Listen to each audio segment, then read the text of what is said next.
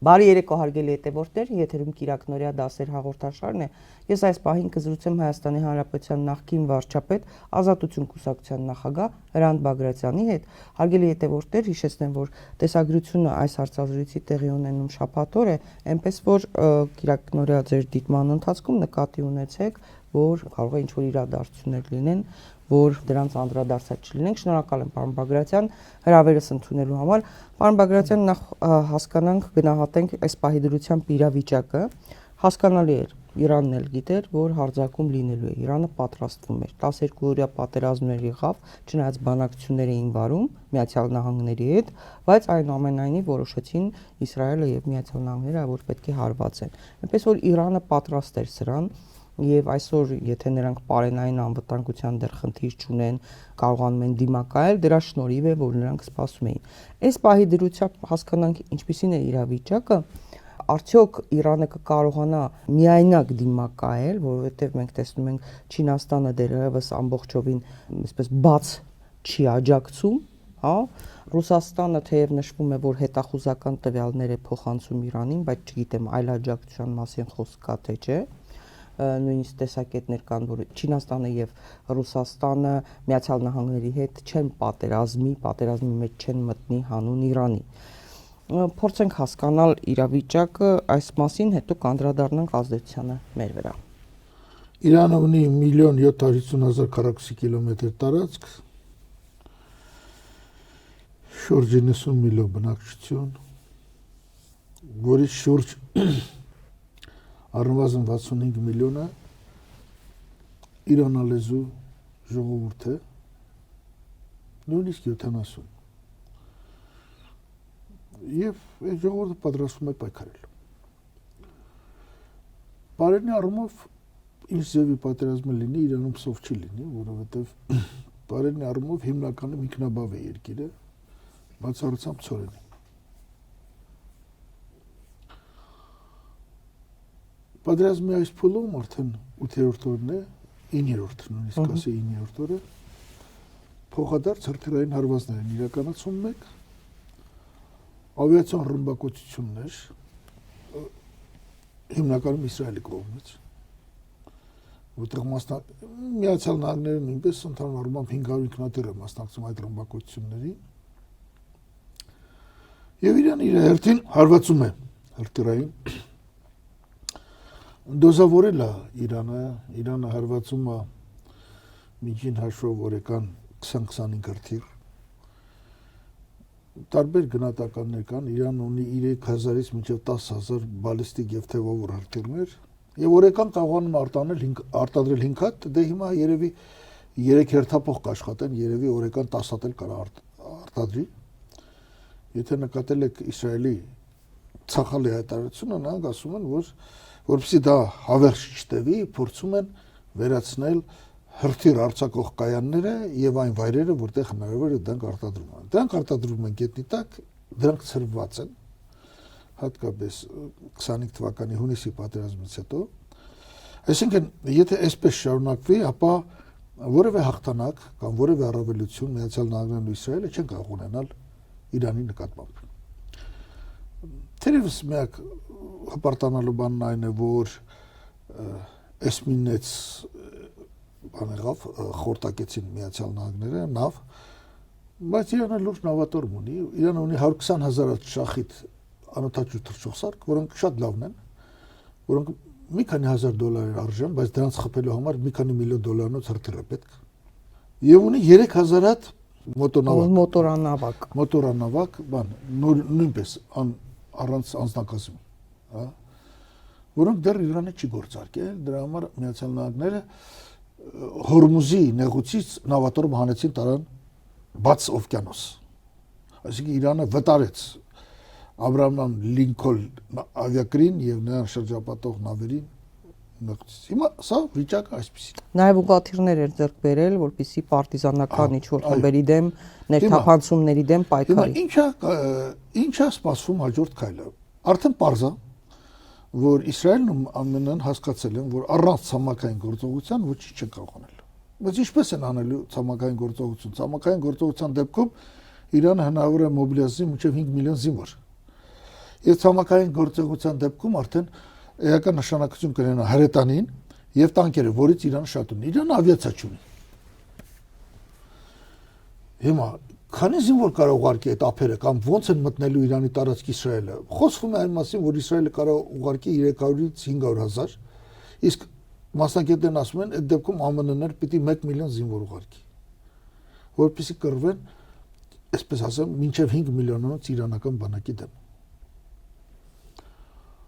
Այս բանը սա քիչ հավանական է թվում, բայց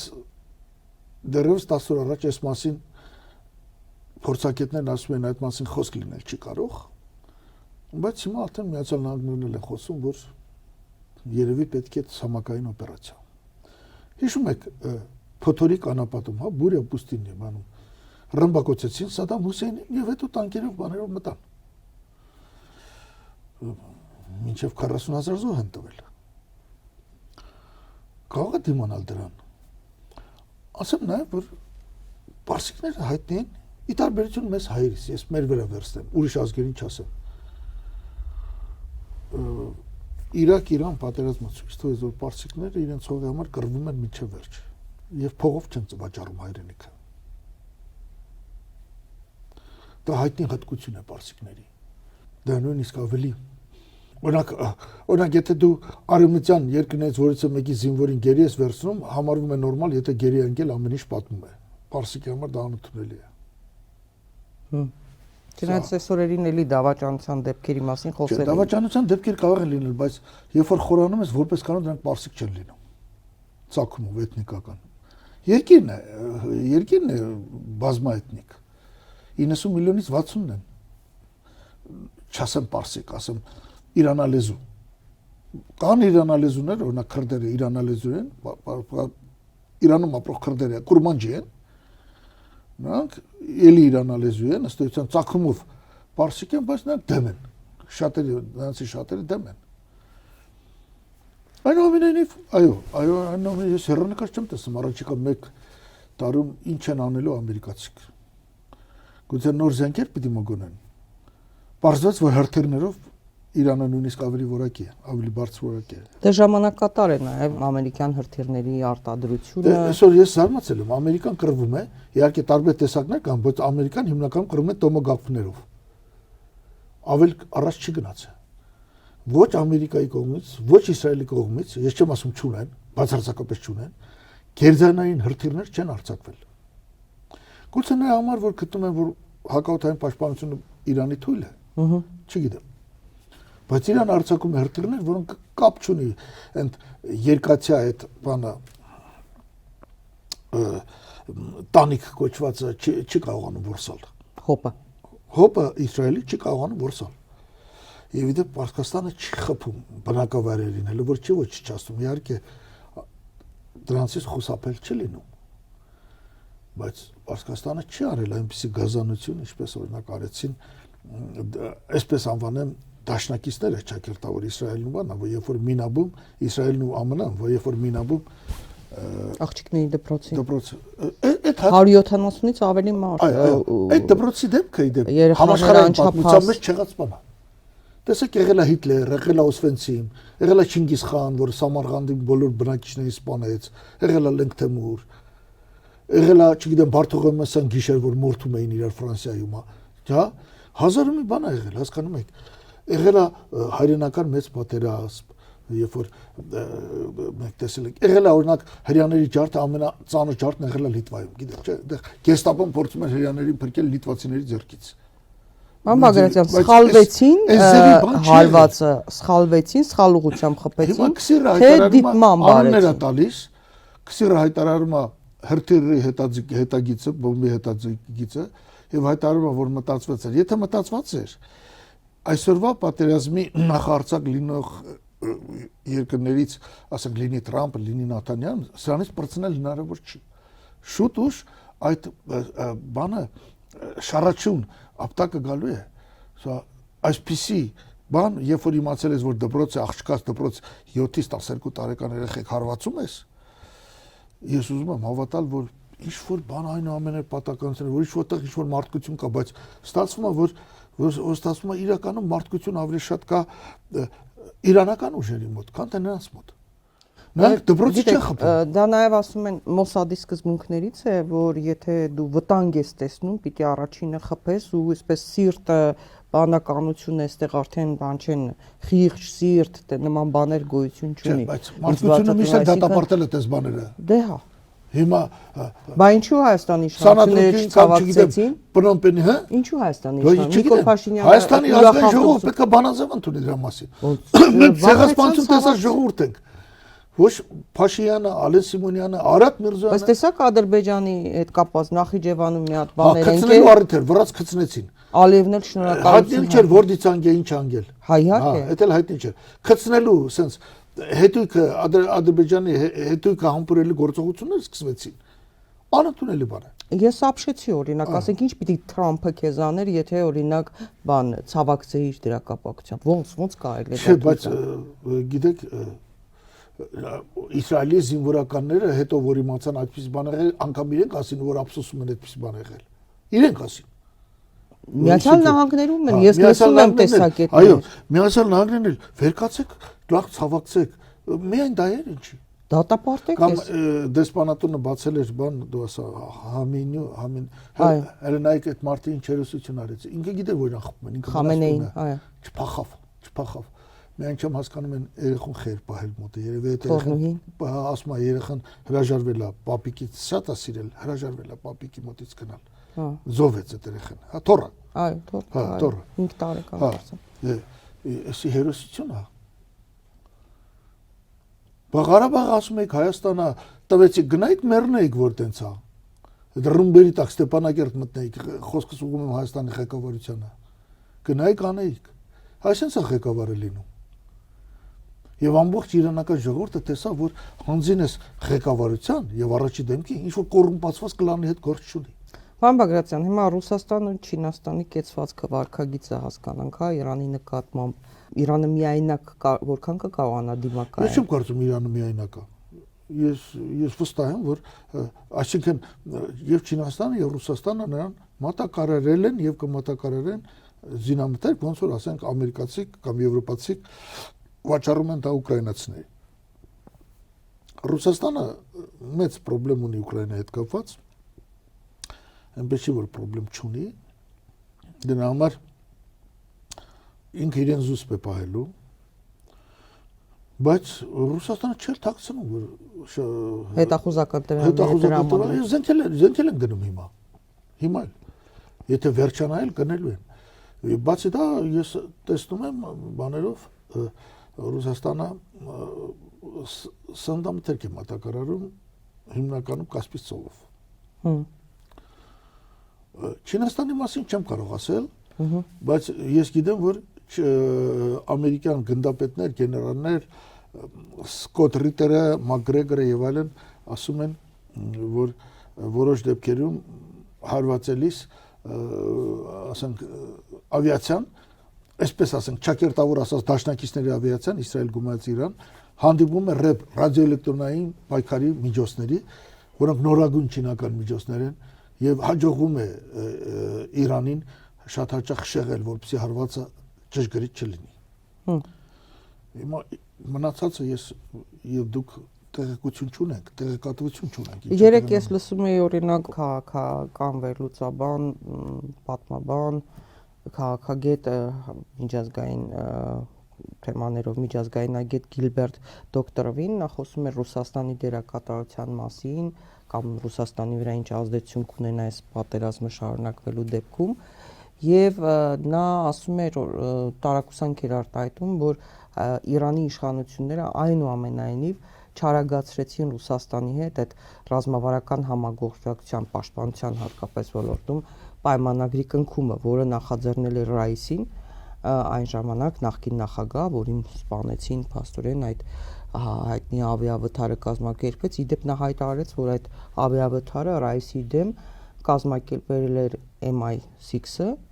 բրիտանական եւ Մոսադը հստակ ուղիղ ասում է, որ նրանք են կազմակերպել, որովհետեւ Ռայիսին արդեն Իրանի նախկին նախագահը արդեն իսկ գնում էր այդ համագործակցության կնքմանը եւ դա կանխելու համար դա արեցին։ Եվ հիմա ասում են, քանի որ չկա այդ ռազմավարական համագործակցության պայմանագիրը, որը նաև Փեզեշքյանն էր ձգձգում, դժվար է կարողանալու Ռուսաստանը օգնել, այդպես է թե ոչ։ Չեմ կարծում։ Անկախ այդ պայմանագրից։ Ռուսաստան ուզենա կօգնի, չի ուզենա չի օգնի։ Անկախ այդ պայմանագրից։ Այդ պայմանագիրը լինել ավելի լավ, բայց Փեզեշքյանը ինչու էր ուշացնում։ Հա? Փեզեշքյանը ինչու էր ուշացնում։ Իդե Փեզեշքյանը ինքը որպես բարեփոխիչ ընտրվեց եւ իր արևմտամետ հայացքներով է, չէ՞ հայտնի։ Ես դա եմ ուզում ասել։ Փեզեշքյանը նրանցից է, որ ուզում է լեզու գտնել։ Այսօր Իրանում առաջի դեմքը ոչ Փեզեշքյանն է, ոչ էլ եթե ընտրեն նոր ընտիր Այաթոլան։ Այսօր առաջի դեմքը Ալի Լուրիջանին է։ Լարիջանին։ Ну, անվտանգության գործերով ասում Լարիջանի։ Ամենապինդ մարդը, որը իրականացնում է իրենց ասելով պարսկական քաղաքականությունը, իրանական քաղաքականությունը։ Մենք շատ հաճախ Պարսկաստանի, Իրանին, Հայաստանում Պարսկաստան ենք ասում։ Մենք չմոռանանք, որ երկրի անունը 1979 թվականին իրանք ասում են Իրան, որպեսզի ցույց տան, որ դա միայն պարսիկների հայրենիքը չէ։ Էական դերակատարում ունի նաև Արաքչին։ Այս մարդիկ են, ինչպես նաև Վիլայեթին, որը խորհրդականն է Համենեի։ Այսինքն ես չեմ կարող պատրաստվել, բայց ես չեմ կարողանում նաև հասկանալ Փեզեշքյանի դերակատարումը, նա համարյա թե ոչինչ չի ասում, ոչինչ չի խոսում։ Էական հարցերի շուրջ տարածվեց, որ Փեզեշքյանը նորից կոչ է արել, որպեսզի բանակցությունները Արաքչին ասեց ոչ մի բանակցությունը շարունակեն, հա։ Հա, դե ինֆորմացիան այդպես էլ տարածվեց, որ Փեզեշքյանին Իսրայելը եւ Միացյալ Նահանգները չեն խփել, չեն սպանել, որպեսզի բանակցությունները նրա միջոցով հետագայում վարեն։ Պարոն Բագրատյան, ազդեցությունը մեզ վրա Հայաստանի իշխանությունների այս պերաշկի ուրախ ավտոբուս, այս սրտիկ-մրտիկ, այս կուկուռուզ օպերացիաները, որ նայում ես, այնպիսի տպավորություն է, որ մարդկանց բթացնում են հերթական անգամ, որպեսզի մարդիկ չմտածեն, թե ինչ ռիսկերի հետ գործ ունենք։ Դուք վարչապետ եք եղել այնպիսի ծանր ժամանակաշրջանում, այնպիսի հարցեր եք լուծել, ունեցել ենք հացի խնդիր, պատերազմի խնդիր, սահմանների խնդիր, ճանապարհների խնդիր, ամեն ինչը խնդիր էր, բայց կարողացաք հաղթահարել դա։ Հիմա, երբ որ նայում եմ, ամեն դեպքում ես էլ հին մարդ եմ, որոշ բաներ ես էլ եմ հիշում, թե որպես լրագրող, թե որպես քաղաքացի, ես ապշում եմ սրանց պահվածքից, որովհետև ախր մենք այնպիսի ծանր վիճակում ենք հիմա, հա, ինչպես զրուցակիցներից մեկը ասաց, այսպիսի փակուղի չի եղել։ Մենք ունեցել ենք տարբեր ժամանակաշրջաններ ծանր, բայց սա ուղղակի փակուղային է։ Ասում եմ, բան չես կարողանում ասես։ Մենք տեսել ենք նաև ռուս-վրացական պատերազմ, հա, ժամանակին, մենք դա էլ ենք հաղթահարել, հա, այն ծանր տարիներից բացի։ Այնպիսի տպավորություն է, ոնց որ ուղեղները հանած լինեն։ Ասենք, ես պատկերացնում եմ, հա, դուք լինեիք, այն ժամանակվա տարբեր ղեկավարներ լինեին, այսպես բան կլինեիք, այս էժանագին շոուով կզբաղվեիք երկիր այս վիճակում։ Դա ինձ ավելի է վախեցնում, որպես քաղաքացի եմ նաև ասում։ Դե ճիշտ է կանում, որ անհանգստանում եք։ Դա ցույց է տալիս, որ օրինակ ես իմ կարծիք ասեմ, Նիկոլ Փաշինյանը կամ Ալեն Սիմոնյանը թքած ունեն Հայաստան կա թե չկա։ Գրաշք են ուտում, եգիպտացիներ են ուտում, կուկուռուզ։ Ալեն Սիմոնյանը գրառում է անում, ասում է հերթական անգամ նշանվեցի։ Լավ եմ արել նշանվել եմ, դա ձեր գործը չի։ Մի խառնվեք։ Դու խես գրում ես, ինքդ խես գրում ես, կնշանվես լավ ես արել, մեզ խես ասում։ Մեզ ինչ ուզում ես արա։ Ասում եմ գրում եմ, ձեր աշնան անում եմ, ինձ էլ մի նախանձած եք, իմ վրա չխոսակ, եղավ ձեր կյանքով ապրեք։ Գնա 10-րդ անգամ էլ ամուսնացի, դա մեզի արդարադատության նախարարն էլ ասում է լավ են կանում կուկուռուզ են կուտում, ձեզ ինչ։ Հա, կամ բանը դու ասա,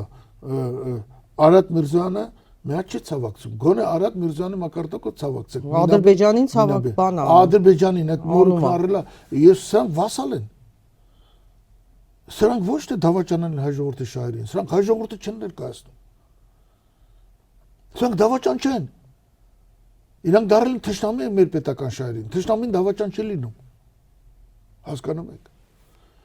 Ես զարմանալ կարող եմ, ես բան չունեմ ասելու դրա վրա։ Օրինակ այսօր Իրանի հետ սահմանը փակ է։ Իրանի հետ մենք ունենք 400 միլիոն դոլարի առևտուր։ Կան ապրանքներ, որոնք բերում ենք Իրան, եւ կան ապրանքներ, որոնք տանում ենք միայն Իրան։ Սա փակ է արդեն։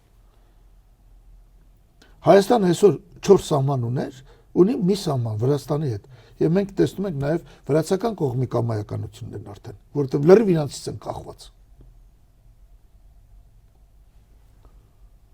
Եվ իդեպ սա ցույց է տալի, որ այդ թրիպը, որ ավարտեն պրեզիդենտ, Իրանի սահմանը պալյուբոմը փակվելու է։ Խոսենք դեռ թրիպի մասին, հա։ Պալյուբոմը փակվելու է։ Հա, բայց Վրաստան հիմա այսօր ձյուն էր գալիս, արդեն իսկ փակվելու է։ Եղանակը վատացավ հիմա։ Այսօր եղանակի պատճառով, բայց մինչև եղանակը չէր, հա։ Հա, բայց գնացել էր Վրաստան թմբուկ էր նվագում։ Ես մտածում էի, որ ինչ որ բան կխոսեմ, բայց վրացական մեր աղբյուրներից հասկացանք, որ ոչ մի բան չեն խոսել։ Մենք ունենք այսօր լուրջ խնդիրներ։ Ես անկեղծ ասած, մինչև մեր զրույցը նույնիսկ փորձեցի կապ հաստատեմ, հասկանամ ինչ որ բան խոսել են թե չէ, ոչ մի բան, ոչ մի փոփոխություն չկա բեռնափոխադրումների հետ կապված, մեքենաների կայանվելու հետ կապված, հա, այդ բեռնատարների օրերի քանակի ոչ մի բան չի եղել, ոչ մի բան, գնացել է թմբուկ էր նվագում։ Սա ինչպես բնորոշենք։ Այդ թմբուկ է նվագում, որ ցույց տա, որ լսողություն չունի։ Չգիտեմ։ Ասենք Վրաստանում քիչ գիտեին իր մասին, հիմա էլ իմացան, որ Հայաստանի վարչապետը լսողություն չունի։ Սլուխ չունի։ Ես երաժիշտ եմ վերջին հաշվով, չէ՞։ Հա, բայց նրան հետաքրքիր չի, նրա համար կարևորը որ բանը TikTok-ում բանում այդ վիդեոն տարածվի, չգիտեմ, բան լինի ու ամբողջ աշխարհը ծաղրում է մեզ, նույնիսկ հրապարակումներ են լինում միջազգային մամուլում, որ տարածաշրջանը կրակի մեջ է, պատերազմ է ընթանում, որը արդեն տարածվում է, միայն Իրանով չի սահմանափակվում, այլ ռեգիոնալ մեծ բնույթ է կրում, լայնածավալի ձգտում եւ Հայաստանի վարչապետի պաշտոնը զբաղեցնող անձը այս հայտարարությունները ստացի, եթե լինի ցամաքային օպերացիա, ինչ որ տեղից պիտի մտնեն, չէ, Իրան, Իսրայելի եւ Միացյալ Նահանգների զինվորները։ Որտեղով են մտնելու։ Որտեղից պիտի մտնեն։ Նախիջևանով։ Պարզավոր Նախիջևան, Ադրբեջան, բայց ես մեծ կասկած ունեմ, որ նաեւ Սյունիքով։ Կանեն, թույլ կտան։ Ես Հայաստանի ղեկավարությունը դրան կգնամ։ Ես չեմ վստահում իրենց։ Սա իմ կարծիքն է։ Բայց Իրանը կխփի այդ դեպքում մեզ։ Բայց պետք է։ Ես սրանից եմ վախենում։ Որ ինքը կուկուրուզա ուտում, չգիտեմ ինչ ուտում, այդ իր գործն է։ Որպես կանոն ցույց է տալի, որ երբ որ իրանք այդպես թեթև սոլիկ ինչ որ պահվածք են անում, հետևը մի հատ հակահայկական, դավաճանական մի մտադրություն լինում է։ Ես այսպեսի կասկած ունեմ, որ շեղում են ուշադրություն։ Շեղում են ուշադրություն, այո։ Բա որտեղից է մտնելու, մի հատ ինձ ասա։ Ո՞նց է մտնում։ Թուրքիան թույլ չի տա, որ իր տարածքից մտնեն Իրան։ Չի թույլ տա։ Թույլ չի տա։ Ձեռ չի տալիս Իրանի թույլատվությունը Հարավում, որտեղ Պարսից ծովն է, ծովափն է, այնտեղ լավ ամրապնդված է իրանական կացերներ, բաներ, այնտեղ նույնիսկ նավերը վեկալան գնացին, փախան ամերիկացիք, հա։ Նավերը հեռացին 1000 կիլոմետրով։ Աբրահամ Լինկոլնը, ավիակիրը մի քանի էսմինեցի եւ ֆրեգատի, կորվետի բանով ուղեկցությամբ։ Հետո մնում է որ մտնեն բանի Պակիստանի եւ բանի կողմից Աֆղանստանի երկուսն են մուսուլմանական երկիրներ, նրանք այդ բանը թույլ տվող չեն։ Մնում է 3 այլ հնարավորություն, հիմնական հարվածը Ադրբեջան, Թուրքմենստան, Հայաստան։ Թուրքմենները չեզոք պետություն են, դժվար թե այդպիսի բանի գնան։ Ես մեծ կասկածներ ունեմ դրա վրա։ Մեծ։ Եվ այստեղը որ Հայաստանում եթե մեկ այլ զորք հայտնվի, որը կուզենա այստեղից էլ ներխուժել դեպի Իրան, այստեղ ռուսական բազա կա, որ կարող ասի, չեղավ։ Ով է տեսա մի երկրի տարածքում մի քանի երկրի զինվորական։ Ես սրանից եմ վախենում, այս գլուխ կոտրուկից։ Ես պնդում եմ, որ եթե ամերիկյան այսօր պահանջի, եթե նա պահանջի, որ Սյունիքն էլ է ինձ պետք հենակետ հարձակման համար, ես կասկած ունեմ։ Եվ հիմնավորապես պնդում եմ իմ այդ կասկածը, որ Հայաստանի ղեկավարությունը դա թույլ կտա։ Դե եթե չի կարողանում ոչ ասել, եթե չի կարողանում վախից Ամերիկայի կամ չգիտեմ Իսրայելից կամ Ամերիկայից վախից, եթե արևմուտքից վախենում է, չի ցավակցում անչափահաս երեխաների մահը, այդ աղետ է, հա, այդ սարսափելի դեպքը, պատկերացնում եք, նա կարողանալու է, եթե իրեն հրահանգեն, ասեն, այս ինչ բանը պիտի անես, Փաշինյանին զանգեն, ասեն, հիմա ժամանակն է, պիտի Սյունիքի տարածքը տաս, Հայաստանի տարածքից պիտի մտնենք, ասելու է ոչ, կարողանալու է ասել ոչ։ Դե հենց այդ է, էս իմ ամբողջ մտածմունքը դրան ուղղված։ Ուրեր մի քիչ առաջ ընկնեին այդ ընտրությունները։ Մեկ օր առաջ պիտի ազատվենք այս ձևի իշխանությունից, օր առաջ։ Այդ ընտրությունները դրա շանսն է։ Օր առաջ։ Կխոսենք ընտրությունից, պարոն Բագրատյան, վերջերս երբ որ JD Vance-ը եկավ Հայաստան, ձեզ հետ այս մասին չեմ խոսել, բայց մի քանի անգամ հարցրել եմ հյուրերիս։ Այդ ժամանակ միջազգային մամուլն էլ գրեց, որ 20-ից ավելի ինքնաթիռներով նա եկավ տարածաշրջան, Հայաստան եւ Բաքու, Ադրբեջան, եւ օրինակ հայտնի Յակով Կեդմին եւ բրիտանացի մի դիվանագետ, հիմա անունը չեմ հիշում, Կրուկ ազգանով, նրանք վտանգավոր դա համարեցին, որ ըստ իրենց տեղեկությունների այդ ինքնաթիռներով հատուկ նշանակության ստորաբաժանումներ են բերել, ջոկատներ են բերել Հայաստան եւ զենք Ադրբեջան։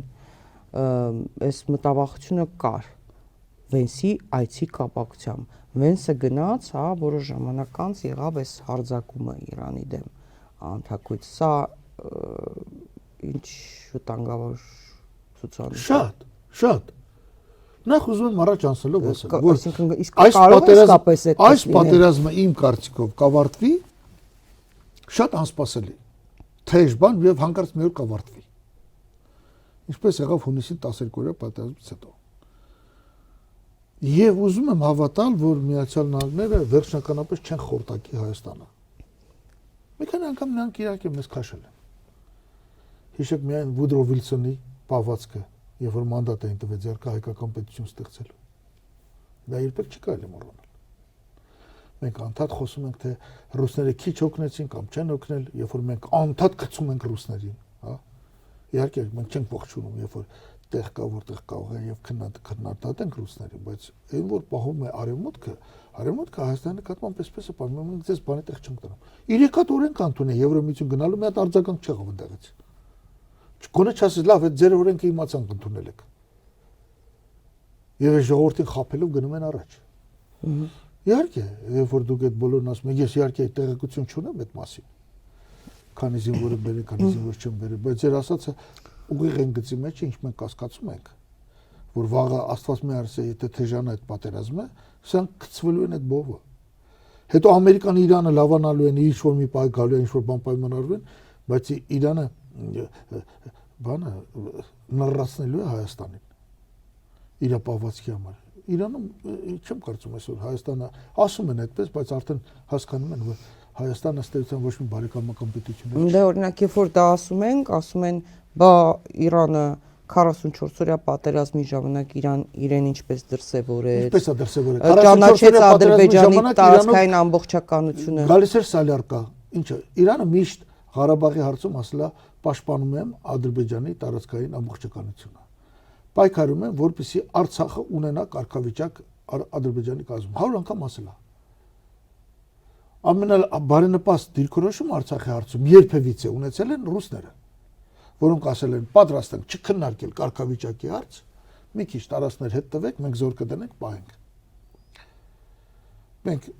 Արցախի հարցում այնպես իրենց պահեցինք, որ ռուսներին զրկեցինք վերջի փաստարկից Ադրբեջանի նկատմամբ ազդեցության փաստարկից։ Հորադիսի հատվածում իրենք ճիշտ պահեցին իրենց Իրանը։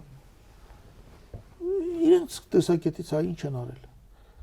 Մենք իրանական տարածքով մտնում էինք, բոլորը դա գիտեն, զենք էինք հասցնում այնտեղ որտեղ պետք էր։ Իրանը թույլ էր տալիս։ Ադրբեջանը պահանջում էր, որ Իրանը մեզի դիզվառելիք չմատակարարի, մեր դիզվառելիքի գնացները կանգնեցնում են, որտեղ դիզվառելիքը շատ կարևոր է հրետանու համար, Իրանը շարունակում էր դիզվառելիք մատակարարել։ Չնայած ասում էր, որ այս հարցում Ադրբեջանի տարածքային ամբողջականությունը ես պաշտպանում եմ։ Ավելին չենք ուզում։ Լսեք, մենք մեզ չենք պաշտպանել։ Մենք ենք համարել, որ Արցախը դա Ադրբեջանի ու վերջ։ Փաշյանը չի հայտարարել դա։ Ինքը, այո։ 2022 թվականի հոկտեմբերի 7։ Ինչ եք ուզում Իրանից։ Իրանից կամ որևէ երկրից, այո։ Այդ թվում արևմուտքից ոչ մեկից նեղանալու բան չունենք։ Ինչու, ինչ եք ուզում։ այդ հայտարարության վրա դժգոհություն մի քանի անգամ արել են միայն ռուսները։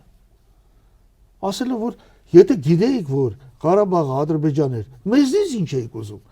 Ինչ էիք խաղապաներին 5 միլիարդ դոլար փող ծախսենք խաղապապերին։ Հա, բայց հիմա նույն ռուսական վերլուծաբանների մոտ, քաղաքական գործիչների մոտ ափսոսանք ենք տեսնում, որ Արցախը այսպես չէին գնահատում։ Նույն Իրանը հասկացանք հիմա Արցախը ինչ կարևոր դեր ուներ առաջին հերթին Հայաստանի համար, անվտանգության ինչ վահաներ, այդ թվում Իրանի համար, նույն Ռուսաստանի համար ինչ կարևոր։ Կրվից հետո բայց ձեռքերով չեն թափառում։ Հասկանում։ Հասկանում։ Էլի նրանց մոտ մի քիչ ափսոսանք կտենաս, արևմուտքում որևէ ափսոսանք չկա։ Ադրբեջանը նաև Արցախի տարածքը կօգտագործի, որտեղ կենտրոնացրել էր մեծ քանակությամբ զենք զինամթեր, օդանավականներ, ռազմական տեխնիկա փոխադրող կառուցեց շատ արագ Արցախի տարածքում։ Այնտեղ Ալիևը մի անգամից բացի Ստեփանակերտի օդանավականից եւս 3 հատ է կառուցել։ Այսինքն օդանավական կառուցում ես, ասենք,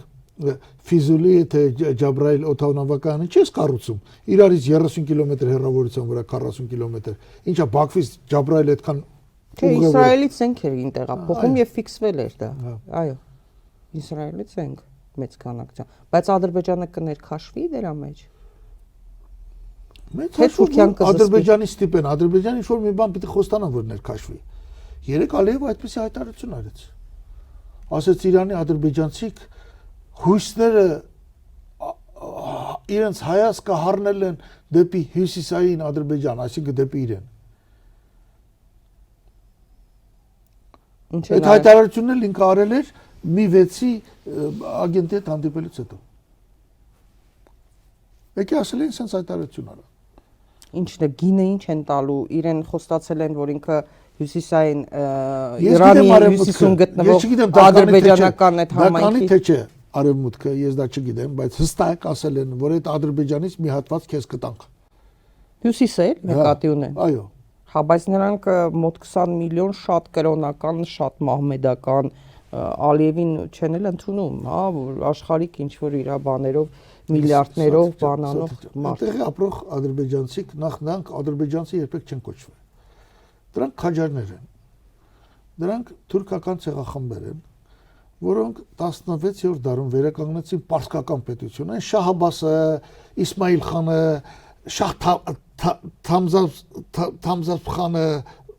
շահերը, դրանք թուրքեր են եղել։ Սեֆևիդները ամբողջությամբ, որ նորից վերականգնեց Ադրբեջանի պետությունը, Իրանի պետությունը, իրանք անմիջապես պատերազմի մեջ մտան ավելի քան 100-ամյա Թուրքիայի հետ, Օսմանյան Թուրքիայի հետ։ Նադիր շահը կամ ինչ ասեմ, այնտեղ եղել է Սեֆևիդների դինաստիան, բանը այս Փելևիների դինաստիայից առաջ եղել են Նադիր շահն եղել, քաջարներն են եղել։ Դրանք իրենց համարում են մեծ Իրանի հետնորդներ։ Այո, համաձայն եմ ձեզ հետ, որ ադրբեջանցի բառը դրանց կպցնել է մի քիչ բան չի էլի։ Ճիշտ չի։ Մանավանդ իրենց հողին հավատքին շատ ամոթ են։ Իրանք իրանացի պարսիկ ժողովրդի հետ ապրում են եղբայրաբար։ Պարսիկ ժողովուրդը պատմականորեն պարտական է նրանց, որովհետև արաբների արշավանքի արդյունքում կավատից արքայից արքա տավատը, որը բանի Խոսրով Պավրեզի որդին էր 8-րդ դարում, Պարսկաստանը կորցրեց իր պետականությունը։ Պարսկական պետականությունը Պարսկաստանում վերականգնել են սեֆևիդները, որոնք ցակումով թուրքեր են, ավելի ճիշտ թուրք չէ, թուրքեր են։ Հասկանում եք, սա եկեք հասկանանք։ Նրանք իրենց գում են Պարսկաստան, նրանք անընդհատ նրանց համար մեկ թշնամի միշտ եղել են օսմանյան թուրքերը։ Պարոն Բագրատյան, այսինքն ձեր կարծիքով Միացյալ Արևմուտքը Ալիևին խոստացել է, որ քեզ կպարակտենք Իրանը, քեզ կտանք հյուսիսային Իրանի հատվածը, Ալիևը կմտնի պատերազմի մեջ։ Նախիջևանով կապն էլ կա, հա, դու կլինես կմիացնես քեզ։ Միայն այդ պայմանով Ալիևը կմտնի պատերազմի մեջ։ Թուրքիան կթողնի, թե կզսպի, որովհետև Իսրայելի նախկին վարչապետ նույնիսկ հայտարարեց, որ հաջորդը բաց ասեց, հաջորդը Թուրքիան է։ Հա։ Թուրքիան խաղա է երկիմաստ խաղ։ Ես չեմ հավատում այդ հայտարարություններին հաջորդը Թուրքիան է, միամիտ չլինեք։ Դե տնտեսական հա, համագործակցությունը շատ բուրըն է։ Այո։ Լինել։ Այո։ Հնարավոր է դες բան խոստանան, բայց ես վստահ չեմ, որ այդ ադրբեջանցի կոչված պայմանական ենք ադրբեջանցի ասում Իրանում դուրս կգան իրանական պետության դեմ այս առումով ազգամիջյան հարաբերությունների առումով երևի Իրանի ամենաթույլ տեղը քրդերն են Հիմա տեսեք քրդերին մեջտեղ են բերել այո քրդերն ամենաթույլ տեղն են չնայած քրդերը իրանք իրանալեզու իրանական ծագում ունեցող ժողովուրդ են պարզապես իրանք սուննիտ են շիա չեն հասկանում եք բայց ինչքան ես այդ մառիթ ունեցել շփվելու վերջապես բոլորս էլ գնացել ենք Իրան եկել ենք եղել որ թեվրիզում ենք մնացել Ուրմիա քաղաքում եմ մնացել եւ այլն զրույցներ են եղել բաներ այո նրանք այդ բանը թուրքական չէ թուրքական ծագում ունեցող այդ ժողովուրդները իրանք արդեն 700 տարի զգում են Ադրբեջան չեղե իրանք պետություն են եղել պետության գլխին են եղել իրանական հասկանում ես նույնիսկ այսօր էլ իրանական ղեկավարության մեջ շատ-շատերը օրինակ Ալի Համենեին նույնպես ադրբեջանական ծագում ուներ թուրքական ծագում ուներ տես ոնց իրեն զոհեց իր թորնիկի հետ միասին մենք այս բաները լավ չգիտենք Հայաստանում այս բաները լավ չեն մեկնաբանվում Պարոն Բագրատյան, Աստված մի արասի, եթե քրդերի գործոնն էլ ակտիվացվի, իսկ գիտեմ, քրդերը կհասկանան, արդեն որի օրդ անգամ օգտագործել են, արևմուտքը օգտագործել է իրենց նպատակների լավ Սիրիայում օգտագործին, գցեցին, հանեցին, լարեցին Իրաքում եւ այլն, Իրաքում, բայց քրդերը բանում Իրանում ընդամենը 6 միլիոն են, 90 միլիոնի մեջ Ադրբեջանցիները, թուրքերը մոտ 20 միլիոն մոտ 20 իրենք ասում են նույնիսկ 22-23 են պարսիկներն ասում են չէ 15 միլիոն է բելուջները մոտարապես իրանց թաշախուստով բոլորը մի 10 միլիոն են դե մի 50-55 միլիոն էլ պարսիկ են ցակումով այո թերևս նրանց ամենաթույլ տեղը քրդերն են հիմա այս կոնֆիգուրացիայի պայմաններում Հայաստանը ինչ պետք է անի վտանգներից որոշների մասին խոսեցիք ինչ վտանգներ կան ճանապարհ չունենք ինչ ենք լինելու Վրաստանի հետ առանձնապես մի նորմալ հարաբերություններ չունի այս իշխանությունը սուտ է որ ասում են թե ունեն նորմալ հարաբերություններ Եվրանեստի պատվիրակությունը որ էստեղ էր վեր կացավ չգիտես ինչու հայտարարեց որ Վրաստանի իշխանությունները լեգիտիմ չեն Վրաստանի էներգակիրների տրանզիտի համար խնդիրներ է առաջացնում տեսնում եք այսինքն խնդիրներ կան այդտեղ Ռուսաստանի հետ հարաբերությունները վատ այս պայմաններում բացատրենք մեր քաղաքացիներին ինչ վտանգի մեջ ենք եւ անպայման ես կուզեմ որ դուք որպես նախկին վարչապետ ասեք ինչ է պետք անել այս իրավիճակում Այս իրավիճակում առաջինը պետք է ձեռները կտրել, լեզուները կողել մի լավ տեղ ու նստել հանգիստ։ Իշխանությունները։ Այո։ Երկրորդը, այդ չեն անելու։ Լավագույն բարեկամ հարևաններից մեկի վրա հարձակվել են։ Գոնե զուտ մարդկային առումով կարեկցել է պետք։ Գոնե դա մեզ պահենք։ Երրորդ, հանկարծ չելնեն նորից հակառուսական միամսակ չսկսեն։ Նոպաներ են ունենում, չէ՞, քաղաքական հակառուսական։ Այսօր գազի գինը $750 է Եվրոպայում, Հայաստանը շարունակում է ստանալ $165 Հետո մեզ ասում են Եվրոպան մեզի 10 միլիոն եվրո տվեց։ 2 միլիարդի մեջ 700-ից անց 165 անում է $550 սուբսիդիա է տալիս։ 2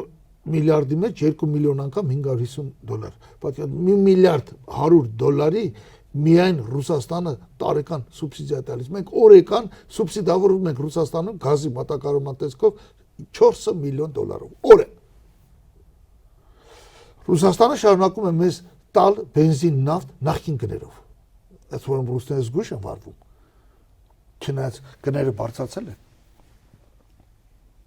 Կարային իրենք էլ բարձրացնեն ի վերջո։ Մի օր պիտի բարձրանար, հասկանում եք, այդպես բան չի լինում, 4-5 անգամ պակաս գնով։ Բայց հայերը կարողանում են հասկանալ, Հայաստանի իշխանությունները իրենց պահում են երախտամոռի ապերախտի ձևով։ Գալիս են մուն նաթով անդադ ռուսներից են խոսում։ Այն օրը ես լսում եմ մի հանկարծ աչքովս ընկավ ԿՊ-ական մի падգամավորուհու խոսք։ Մի ահավորտիկ սարսափել սրանք։ Սարսափելի բան ասում է տգետ։ Մեզի, Վարդենիսում ասում է մեզի չպաշտպանեցին։ Ո՞վ։ Ռուսները։ Ռուսները եկել են Վարդենիսում, ինքը չի եղել Վարդենիսում։ Մենք եղել ենք 22 թվականի սեպտեմբերի դեպքերն են։ Ռուսները եկան հայերի հետևը կանգնեցին։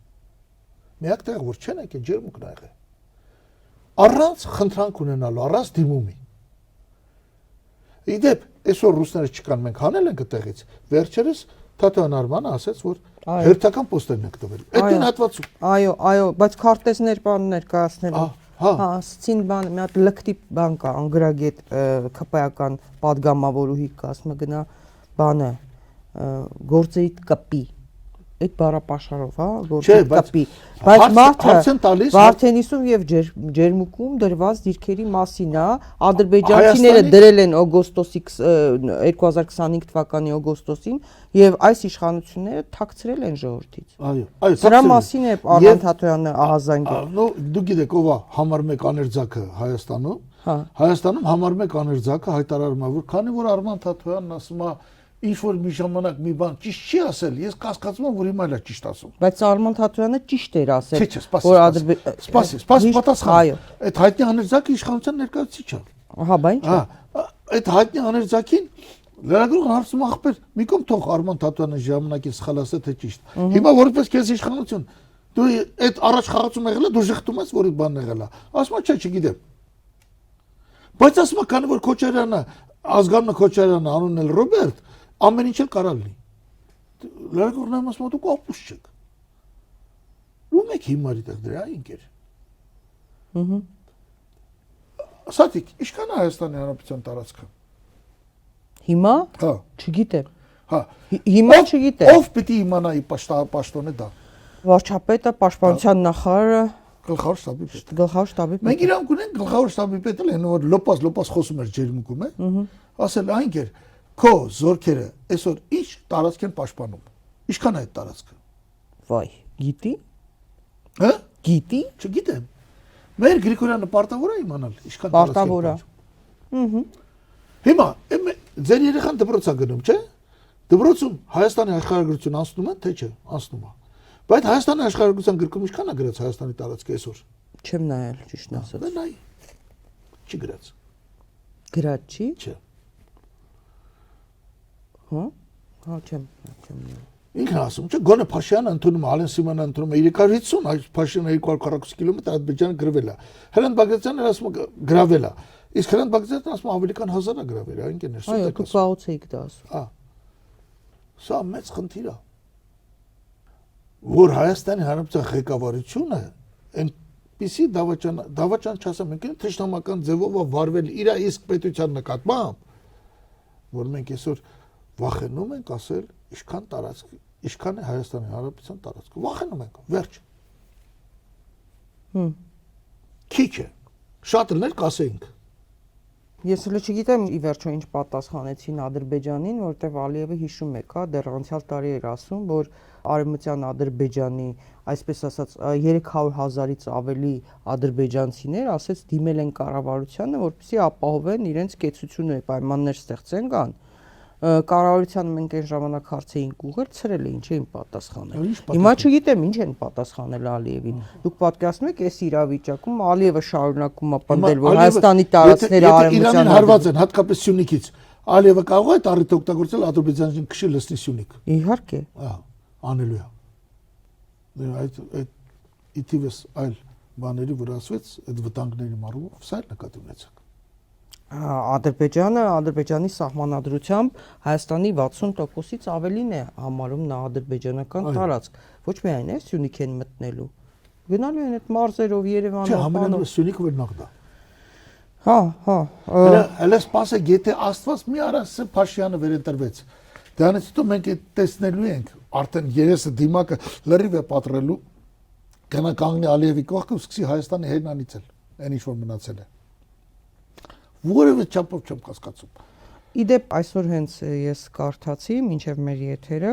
Միացյալ Նահանգների ֆինանսների նախարարը, որը ժամանակին Ջորջ Սորոսի ֆինանսական մախինացիաների կոորդինատորն էր եւ ինքը խոստովանել էր վերջերս, որ Իրանում այդ խժդժությունները, որ բողոքի ակցիաներ էին տեղի ունենում փոխարժեքի հետ կապված, այս ֆինանսների նախարարը Բեսենտը ասաց, որ դա իրենք են արել, այդ իրենց արած գործն է։ Եվ այսօր ես կարդում եմ, պարոն Բագրատյան, Բեսենտը Ամերիկայի ֆինանսների նախարարը հարգելի հետևորդներ ինչ է ասում է Միացյալ Նահանգները պատրաստ է մասնակիորեն հանել ռուսական նավթի դեմ սահմանված պատժամիջոցները համաշխարհային դեֆիցիտի պատճառով։ Հաջորդ բանը կարդամ սա էլ Անգելա Մերկելն է հարցազրույց տվել եւ Մերկելը կոչ է արել Եվրոպային երկխոսություն սկսել Ռուսաստանի հետ եւ ցուցաբերել ավելի մեծ ինքնուրույնություն, նկատի ունի Միացյալ Նահանգներից ինքնուրույնություն։ Խնդրեմ, աշխարհը փորձում է, հասկանում են ինչ ճգնաժամի մեջ են։ Միացյալ Նահանգները ասում սանկցիաները անենք, որտեղ նավթի համաշխարհային դեֆիցիտ կա, պատժամիջոցները հանենք նավթի դեմ սահմանված պատժամիջոցները Ռուսաստանի դեմ։ Քոդ Բենսենտի մասին խոսելիս պետք է նկատի ունենալ հետևյալը. ինչպես նրան հաջողվեց դեկտեմբերին առաջացնել խժդժություններ Իրանում։ Իրանը այնուամենայնիվ սանկցիաների տակ է, ինչա որոշակի չափով դոլար է աշխատում։ Օրինական դոլար աշխատում է։ Այնպես չէ, որ Իրանը ընդհանրապես իրավունք ունի գազ կամ նավթ վաճառելու։ Միացյալ Նահանգները արեցին ամեն ինչ, օրինակ ոնց են մեր բանկերը, ասենք, եթե դու բանկում ունես, ենթադրենք, շատ փող ունես, ասենք 10, 15, 20000 դոլար, եթե որ գնում ես բանկ ասում ես ինձ պետք է իմ փողը, քեզ ասում են լավ մի օր հետո արի կլինի, կամ երկու օր հետո արի կլինի։ Որովհետև մենք, քանի որ ունենք այդ դոլարը աշխատած, մենք կանխիկը ստանում ենք Միացյալ Նահանգներից։ Գործողություն, որը անում է ապահովում է կենտրոնական բանկը։ Իսկ Մենսենը պարզապես դադարեց կանխիկ տալ, թեկուզ են օրինական փողի նկատմամբ։ Այդ կանխիկ չտալը մինոր ահավոր սանկցիա էր, որը առաջ բերեց նրան, որ եթե $1 բանում արժեր 110,000 թուման, ռեալ թուման, ու մեկին 10 ռեալ թումանը բան չման, դարձավ 140,000, այսօր 170,000։ Ոչ թե այն պատճառը, որ Իրանը փող չունի, ոչ թե այն պատճառը, որ Իրանը աղքատ է, այլ այդ փողը, որ ինքը աշխատել է դոլարի ձևով, ինքը չի կարողանում որևէ կերպ տնօրինել։ Սա այդ մարդու արածն էր։ Այս նույն մարդն է, որ Սորոսի հետ Մեծ Բրիտանիայում ժամանակին մեծ այժմ առաջացրեցին։ Հիմա խոսում են նավթից։ Գազից չեն խոսում։ Ինչու՞։ Ընդհակառակը երևի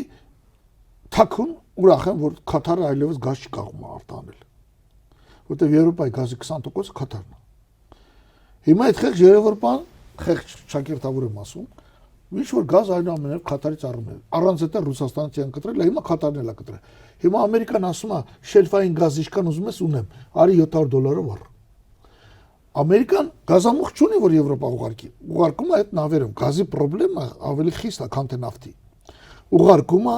բաներով այդ այսպես կլոր բանի շարի պես բաներ նավեր են մեջ այդ բաներով SPG գազը սարքում այդ շելֆային գազը ուղարկում է Եվրոպա։ Հիմա ուրեմն Ամերիկան ինքը զգում է նավթի պակաս։ Ամերիկան ունի գազի ավելցուկ, բայց ունի նավթի պակաս։ Հասկանում եք։ Եվ Բեսենտը մտածում է, որ Ամերիկայում շատ չթանկանա։ Հերները կանեցվի իրանց, որովհետև արդեն բանը 1 գալոնը վաճառվում է 30% ավելի Ամերիկայում բենզին Դրա նկատմամբ ամենազգայունն է, այո, Ամերիկայի հանրությունը։ Դրա համար նավթի համար ասում են։ Ինչ վերաբերում է Եվրոպային, ես իհարկե դրանց դատավորը չեմ։ Եվրոպան իսկական խարակերով է զբաղված։ Իրան զրկեց ռուսական գազից, ռուսական նավթից, ամեն ինչից, հասկանում եք, ինքը իրան խարակերի է անում։ Դա ոչինչ, ասենք թե զրկեց։ Բայց դրա հետ միաժամանակ գալիս ասում է, ուրեմն ռուսները $250 գազամուղային գազ է ծախում, բարձր որակի։ Ուրեմն ինքն ասում է, «Էսի թարգումենք, ուղարկում ենք գալիս է շելֆային գազը, նավահանգիստները հատուկ տերմինալներ ունեն, որ շելֆային գազը գալիս է Համբուրգի նավահանգիստ, մտնում է գազամուղ ու գնում է Գերմանիա»։ Այս պրոցեդուրային են գնացել եւ գերմանացիները դառնում է 4-ից 5 անգամ ավելի տանկ։ Եվ բնականաբար ասենք գոնե Անգելա Մերկելը հասկանում է, չպետք է վերանա Գերմանիա։ Չկա, վերացել է։ Բացառությամբ Սլովակիայի ու Հունգարիայի, որ ասում են, հիմնականում մենք նավթն ենք բերել, գազն ենք բերել Ռուսաստանից։ Այսինքն ստացվում է հետաքրքիր խարակիր էլի։ Հասկանում եք, իրենց են պատժում եվրոպացիք։ Պարոն Բագրատյան, հիմա մենք Իրանի հետ այս պատերազմի պատճառով Իրանի տարածքով հեռավոր արևելքից դեպի Հայաստան բեռնափոխադրումները խնդիրներ ունեն արդեն, նավերը չկան։ Մեր բեռների, մենք տարեկան 4 միլիոն տոննա բեռում ենք։ 4 միլիոն տոնից 1 միլիոն տոննա գալիս է Իրանից։ Չկա, այդ միլիոն տոննա չկա։ Հիմա ստիպված են լինելու 25% բեռնաշրջանառությունը պակասել է։ Օգտվել ծախսատար ճանապարհներից։ Տեսեք, մենք հիմա ինչ իրավիճակում ենք, որտեղ մենք հետո ունենալու ենք, տեսեք, գնաճ է լինելու, տնտեսական խնդիրներ ենք ունենալու, զենքը Իրանով էր գալիս, հնդկական զենքը, այդ իմաստով խնդիրներ ենք ունենալու, դեռ չենք խոսում սահմանների անվտանգության մասին, գնաճ, բան, այս ամեն ինչը, հա, սկսելու է ինչ-որ բաների պակաս, վերջի հիմա էլի ցուցադրաբար բան արեցին, Բաքուն մեզ Ադրբեջանը նավթ է տալիս, էլի սկսեցին, Ալիևի երեսն են լվանում, հա, բանը մեծ հումանիստ է Ալիևը, մեզ էլի նավթ տվեց, հեսա կասեն էլի ծորեն բան կանեն, կբերեն կասեն, տեսեք Ադրբեջանը մեզ օգնում է։ Մենք ինչի Հայաստանը ինչ խնդիրների առաջ է կանգնելու, այս հիմա Հայաստանը կորցնում է իր կենսապահովման համակարգի 25%-ը, չստանալով ոչինչ։ Այդ 40 ցիստերն ինչ որ բենզին Ադրբեջանից հատուկ են որ գա, դա ոչ մի ձև, ոչ մի հարց մեր համար չի լուծում։ Դա ավելի թանկ է, դա ավելի բան է, ստրատեգիական չէ, դա էպիզոդիկ է, հասկանում եք, դա մշտական սնուցման աղբյուր չէ ու չկարող լինել։ Որտեւ այդ երկիրը, որը մեզ այդ նավթ տալիս է, ասում է պետք է ընդունես 300,000 ադրբեջանցի եւ Սյունիքն ու Վարդենիսի տարածաշրջանը զիջես ինձ։ Հայաստանի Հանրապետության ղեկավարը կոնկրետ Նիկոլ Փաշինյանը այս ընթացքում նորից եմ ասում ամբողջությամբ Հայաստանի Հանրապետության դեմ է։ Եվ եթե մի քիչ խորանակի խորը մտածեք, ապա Նիկոլ Փաշինյանը այն մարդն է, որը ըստ էության ցույց է տալիս իր պահվածքով, որ այս Հայաստանի Հանրապետությունը կամ այդպես էլ ասել է, կամ չպետք է կամ ես պիտի հավերժ վարչապետ եմ։ Թե չէ, եթե ուրիշ վարչապետ գա, թեկուզ եւ ԿՊ-ից, ինձ դատի կտա։ Այդ ես դատի գրանցող չեմ, տղաներ, հիշեք այս բանը։ Այս հասցեն, այստեղ իշխանությանը բան չունենք ասելու, Սաթիկ ջան, ես եւ դուք։ Այս իմ խոսքերը ես ուղարկում եմ Հայաստանի Հանրապետության ժողովրդին, որովհետեւ դու մեծ մեղք ունես ժողովուրդ այս բանը, այս որ 21 թվին էլ գնացիր ընտրիր։ Հիմա քեզի շանս է տրվելու, փրկվելու շանս։ Պարոն Բագրատյան, ինքներդ նշեցիք, որ վտանգավոր է, հա, միայն ասացիք, լավ կլինի նույնիսկ մինչև ընտրությունները օր առաջ սա կանխվի։ Հական Ֆիդանը, Թուրքիայի արտգործնախարարը աջակցում է Նիկոլ Փաշինյանին։ Եվրո չինովնիկներ, Կայա Կալասները ուղղակի միջամտություն են անում, ինչպես Հական Ֆիդանը հայտարարելով, չնայած եվրոպացիները բավական բան են շուն են, իրանք լավ հասկանում են, որ դա ուղղակի միջամտություն է այլ երկրի ներքին գործերին, դրա համար Կայա Կալասը հայտարարեց, որ Հայաստանի իշխանությունների խնդրանքով ենք միջամտում, ինչ որ խումբ են ուղարկել հիբրիդային պատերազմի դեմ պայքարի։ Ջեյդի Վենսը հայտարարեց ուղղակիորեն բաց, որ ինքը աջակցում է, հա, Նիկոլ Փաշինյանին։ Այնտեղ Թրամփն է հայտարարում, որ ես պիտի որոշեմ ով է լինելու Իրանի վարչապետ, Ջեյդի Վենսն էլ այդպիսի հայտարարություն արեց։ Այս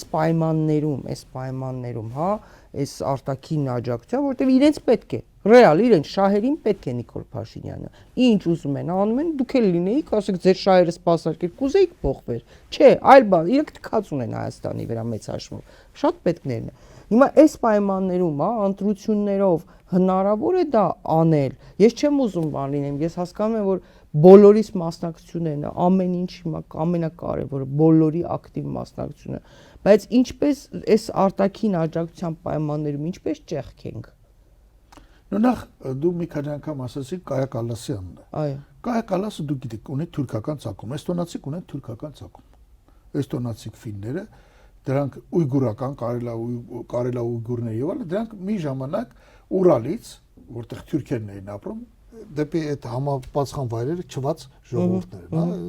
Երբեք չսպասեք, որ նրա մեջ դա չի խոսում։ Օրինակ, ինչքան էլ մենք դրվատանքով կամ ոչ դրվատանքով խոսենք Վիկտոր Օրբանի մասին, մենք գիտենք նաև որ հունգարացիք էլ շատ մոտ են էստոնացիների եւ ունեն թուրքական ցակում։ Հունգարացիք հուններն են։ Հուննի, Գուննի, Աթիլան։ Հասկանում եք։ Դա չի շակը որ անպայման հենց մեզ ճշտամիներնացի շատերն եղել նաև մեր ժողովրդի բարեկամը երբեմն եղել այդպես բան։ Բայց վստահել չի կարելի, հենվել չի կարելի։ Հիմա ինչ վերաբերում է մեզ, այս ժողովուրդը այս կաշան, որ մենք սարքել ենք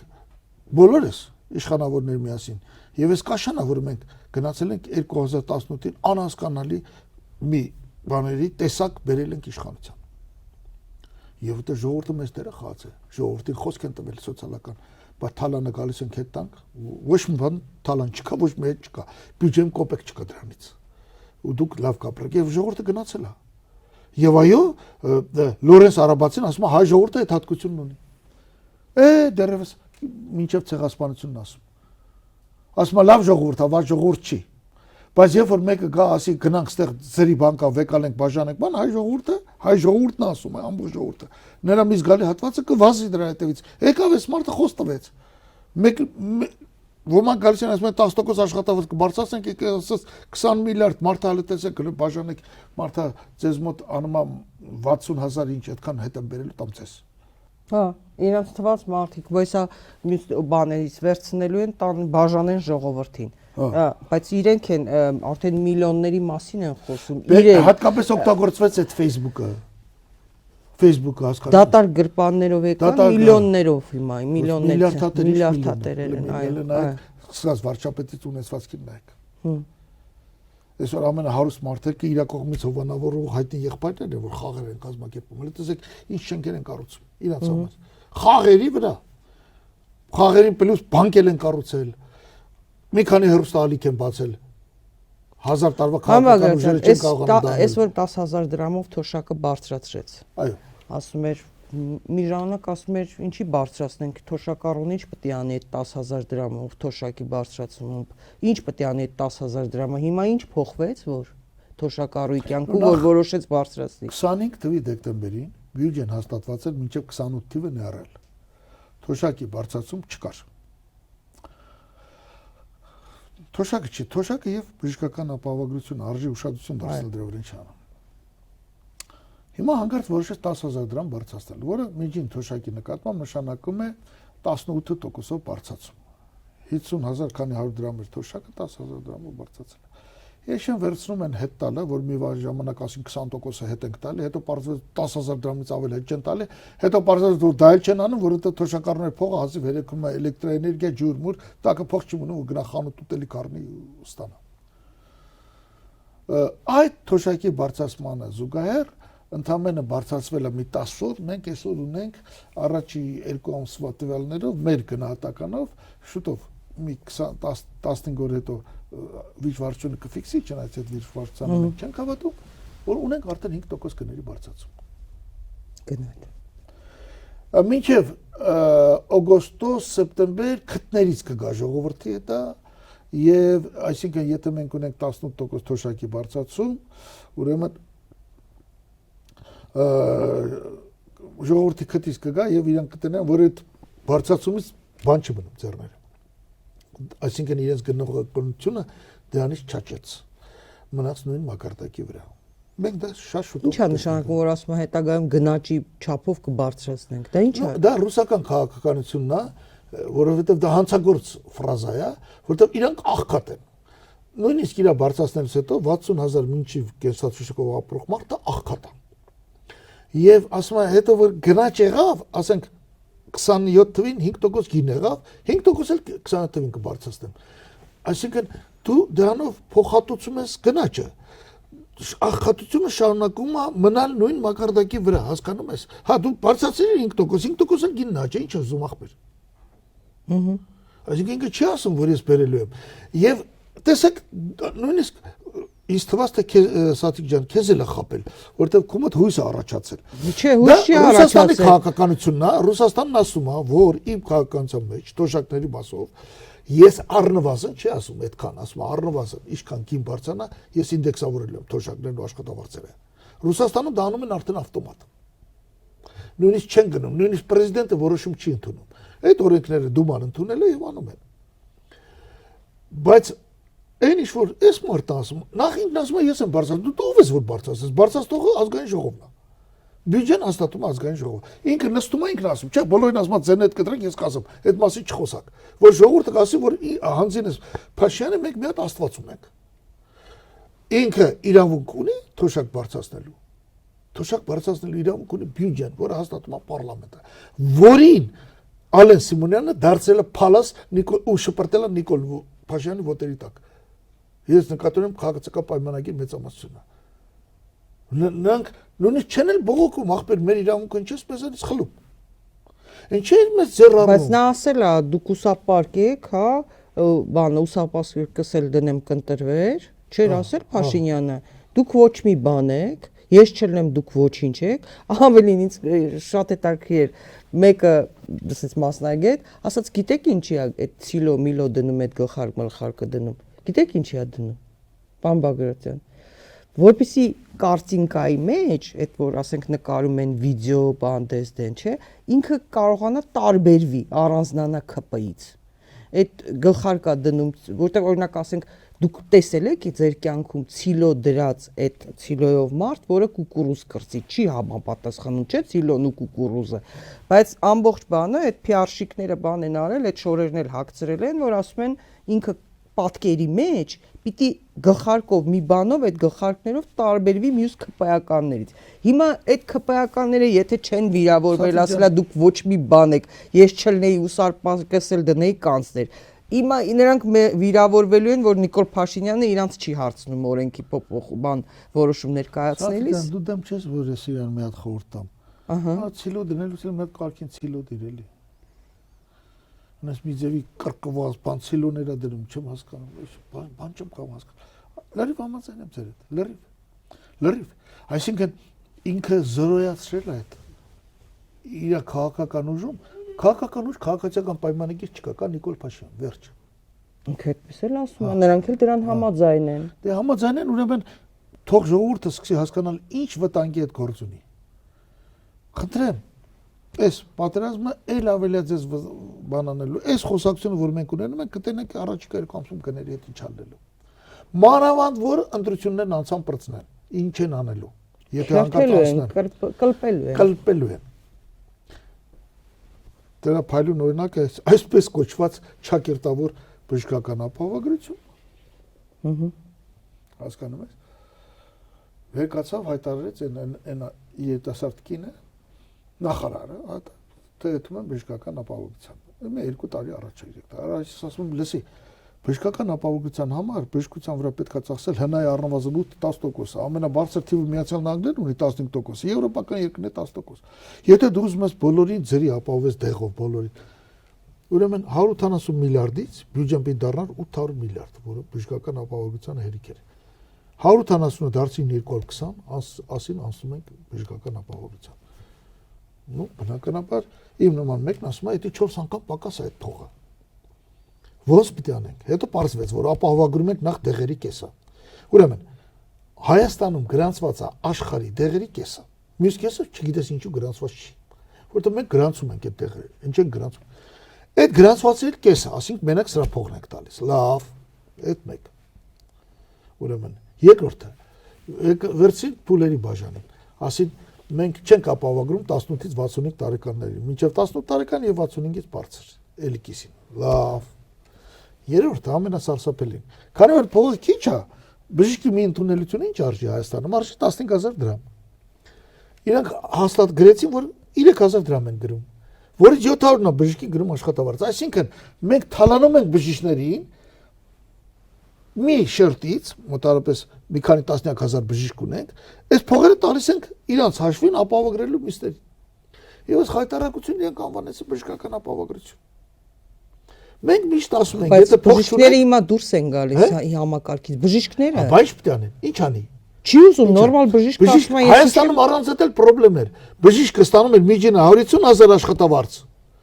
Իսկ բանկում աշխատող մի հատ սովորական հաշվետար ստանում էր 550,000 աշխատավարձ։ Հիմա բժիշկն ասում է 150,000-ն էլ չես թողում ստանա։ Ես ինչ ես անում, ընկեր։ Ես մաներ հայլ կարանք անենք։ Այս ժողովուրդը հիմա բոլորը ստիպված գնում ենք հերթի կանգնենք, որովհետև մեզանից արդեն դեղատները պահանջում են, ասում են դե թուղթ բերեք, որ դեղերը ձեզ տանք։ Հիմա ես չեմ գնացել չգիտեմ։ Դու 65 տարեկան չկաս, սատիկ ջան։ Ես շուտով կետաս։ Հա։ Հələ մի ամբողջ հավերժություն կա։ Հասկանում ես ինչ է։ Դու հասկանում ես, էսի մենք անվանում ենք ապահովագրություն ու ժողովրդի առաջ աչոք ենք փորձում հավաքել։ Դե հիմա նույն խեղճ մարդկանց ասում եմ ես ձեզ թոշակը բարձրացնում եմ, այսինքն տալիս ես, հետո գնաճով հանես, թվերը թռնի դու հետո հանես, այդ մարդ գույքահարկի կներեք, արդեն բաներն էլ գալիս է։ Հիշում եք ինչ էր ասում մարդուն։ Կենտրոնի բնակչին ասում է, բանա, չես կարում վճարես գույքահարկը, ծախի տունը գնա ծայրամասում տուն առ կամ վարձով տուր, գնա չգիտեմ որտեղ ապրի։ Էս է սրա առաջարկը։ Այլ կազմա տունը ծախի ԿՊԱ-ականներին մենք ենք իշխանության, կենտրոնները մենք առնենք։ Մենք մի ժամանակ ծայրամաս ենք ապրում, հիմա ռակիրովկա ենք անում։ Դուք կենտրոնից եկեք ծայրամաս, մենք ծայրամասից գանք կենտրոն։ Ռակիրովկա է ալնում։ Սոցիալական ասում են այդ բանից դու Եջևանից եկար բան դառա։ Ռակիրովկա, տեղափոխություն, ռակիրովկա, շախմատում այդպես տերմին կա, ռակիրովկա։ Այո։ Այդպես է սա։ Մենք կիսատ թողեցինք, հա։ Այս պայմաններում, այս արտաքին աջակցության Թուրքիան, Արևմուտքը, Եվրոպա, բան եւ այլն, Վենս, բան, բոլորին Թուրքիային, Ալիևին ամենաշատը ձեռ է տալի, իրենք ուզում են նույնիսկ բոլոր ընդդիմախոսների անվանում են Ալիևն էլ, ԿՊԱ-կանն էլ ռևանշիստներ, պետք է թույլ չտալ, ասում են որ բան գան իշխանություն, ռուսական ագենտ, հիմա ես խոսում եմ, ասում են ռուսական ագենտը խոսեց։ Այնտեղ ունի չէ, բայց չնայած հիմա ինտերնետում բանում որ նայում եք, մեկ կարող է պլստա իրանցից մեծ մասը, որ մենք խոսում ենք իրանց քննադատում եւ ասում եմ շնորհակալություն բացատրության համար։ Հետո Հիմա այս պայմաններում ինչպես պետք է ճիշտ տանել ընտրությունները, որովհետև տեսեք, կա ամեն դեպքում ընդդիմության մեջ Սամվել Կարապետյանի գլխավորած ուժը Հայաստանը արդեն առաջին դիրքերում է, սոցհարցումներին չեմ ուզում անդրադառնամ, հա, բոլոր սոցհարցումների պատկերը բան է կա, բայց ամեն դեպքում ես հասկանում եմ նաև այս վախեցած ժողովրդի մոտ սոցիոլոգիան այդպես վերջնական ճշգրիտ պատասխաններ չի կարող տալ։ Հիմա Սամվել Կարապետյանի ուժը կա, Արման Թաթոյանինը, Ռոբերտ Քոչարյանն է հայտարարել, որ մասնակցելու են Հայաստան խմբակցությունը, Հանրապետականը դեռ վերջնական որոշում չունի, բայց արդեն հայտարարեցին, որ իմպիչմենտն են տեսնում ճանապարհը, բայց վերջնական արդեն կասեն, բայց այս պայմաններում ինչպես պետք է անել, այս արտաքին ճնշում է լինելու, էլ ձերբակալելու են, էլ չեն թողելու պարոն Բագրատյան կուսակցություն գրանցվի, մասնակցություն, Մոլդովա երկուս են անելու, հա, չեն թողելու մասնակցել, ում պետք է բռնելու են, չգիտեմ, պետք լինի արտակարգ դրություն էլ կհայտարարեն, ինչ ասեք, ընդունակ են։ Ինչ անել այս պայմաններում։ Հասարակ բան։ Քվեն չեն կարող սրանք բանանել։ Չեն կարող տեղամասում սխալ հաշվել, գնալ եւ քվեարկել անուժերի բանը, որոնք օգտին, որոնք հանրապետության վիճակից կնան։ Դա նախ եւ առաջ մեր ձևովն է, կամ ուժը Հայաստանը Սամվել Կարապետյանի, դուք եւս երկու ուժ ասեցիք, Ռոբերտ Քոչարյան, Արման Թաթոյան, վստահաբար այդ երեք ուժերն էլ ընդդիմադիր են։ Հիմա էլի ուժեր կան, որ հայտարարում են կմասնակցենք, բայց հստակ չեն ասել, որ մենք ընդդիմադիր ենք։ Բարգավաճ Հայաստանն էլ բավական ձայներ ունի, հայտարարի մենք նրա անունն էլ կտանք։ Եթե Գագիկ Ծառուկյանը հայտարարի։ Եթե չի հայտարարելու, մենք դա չենք համարվի ընդդիմություն։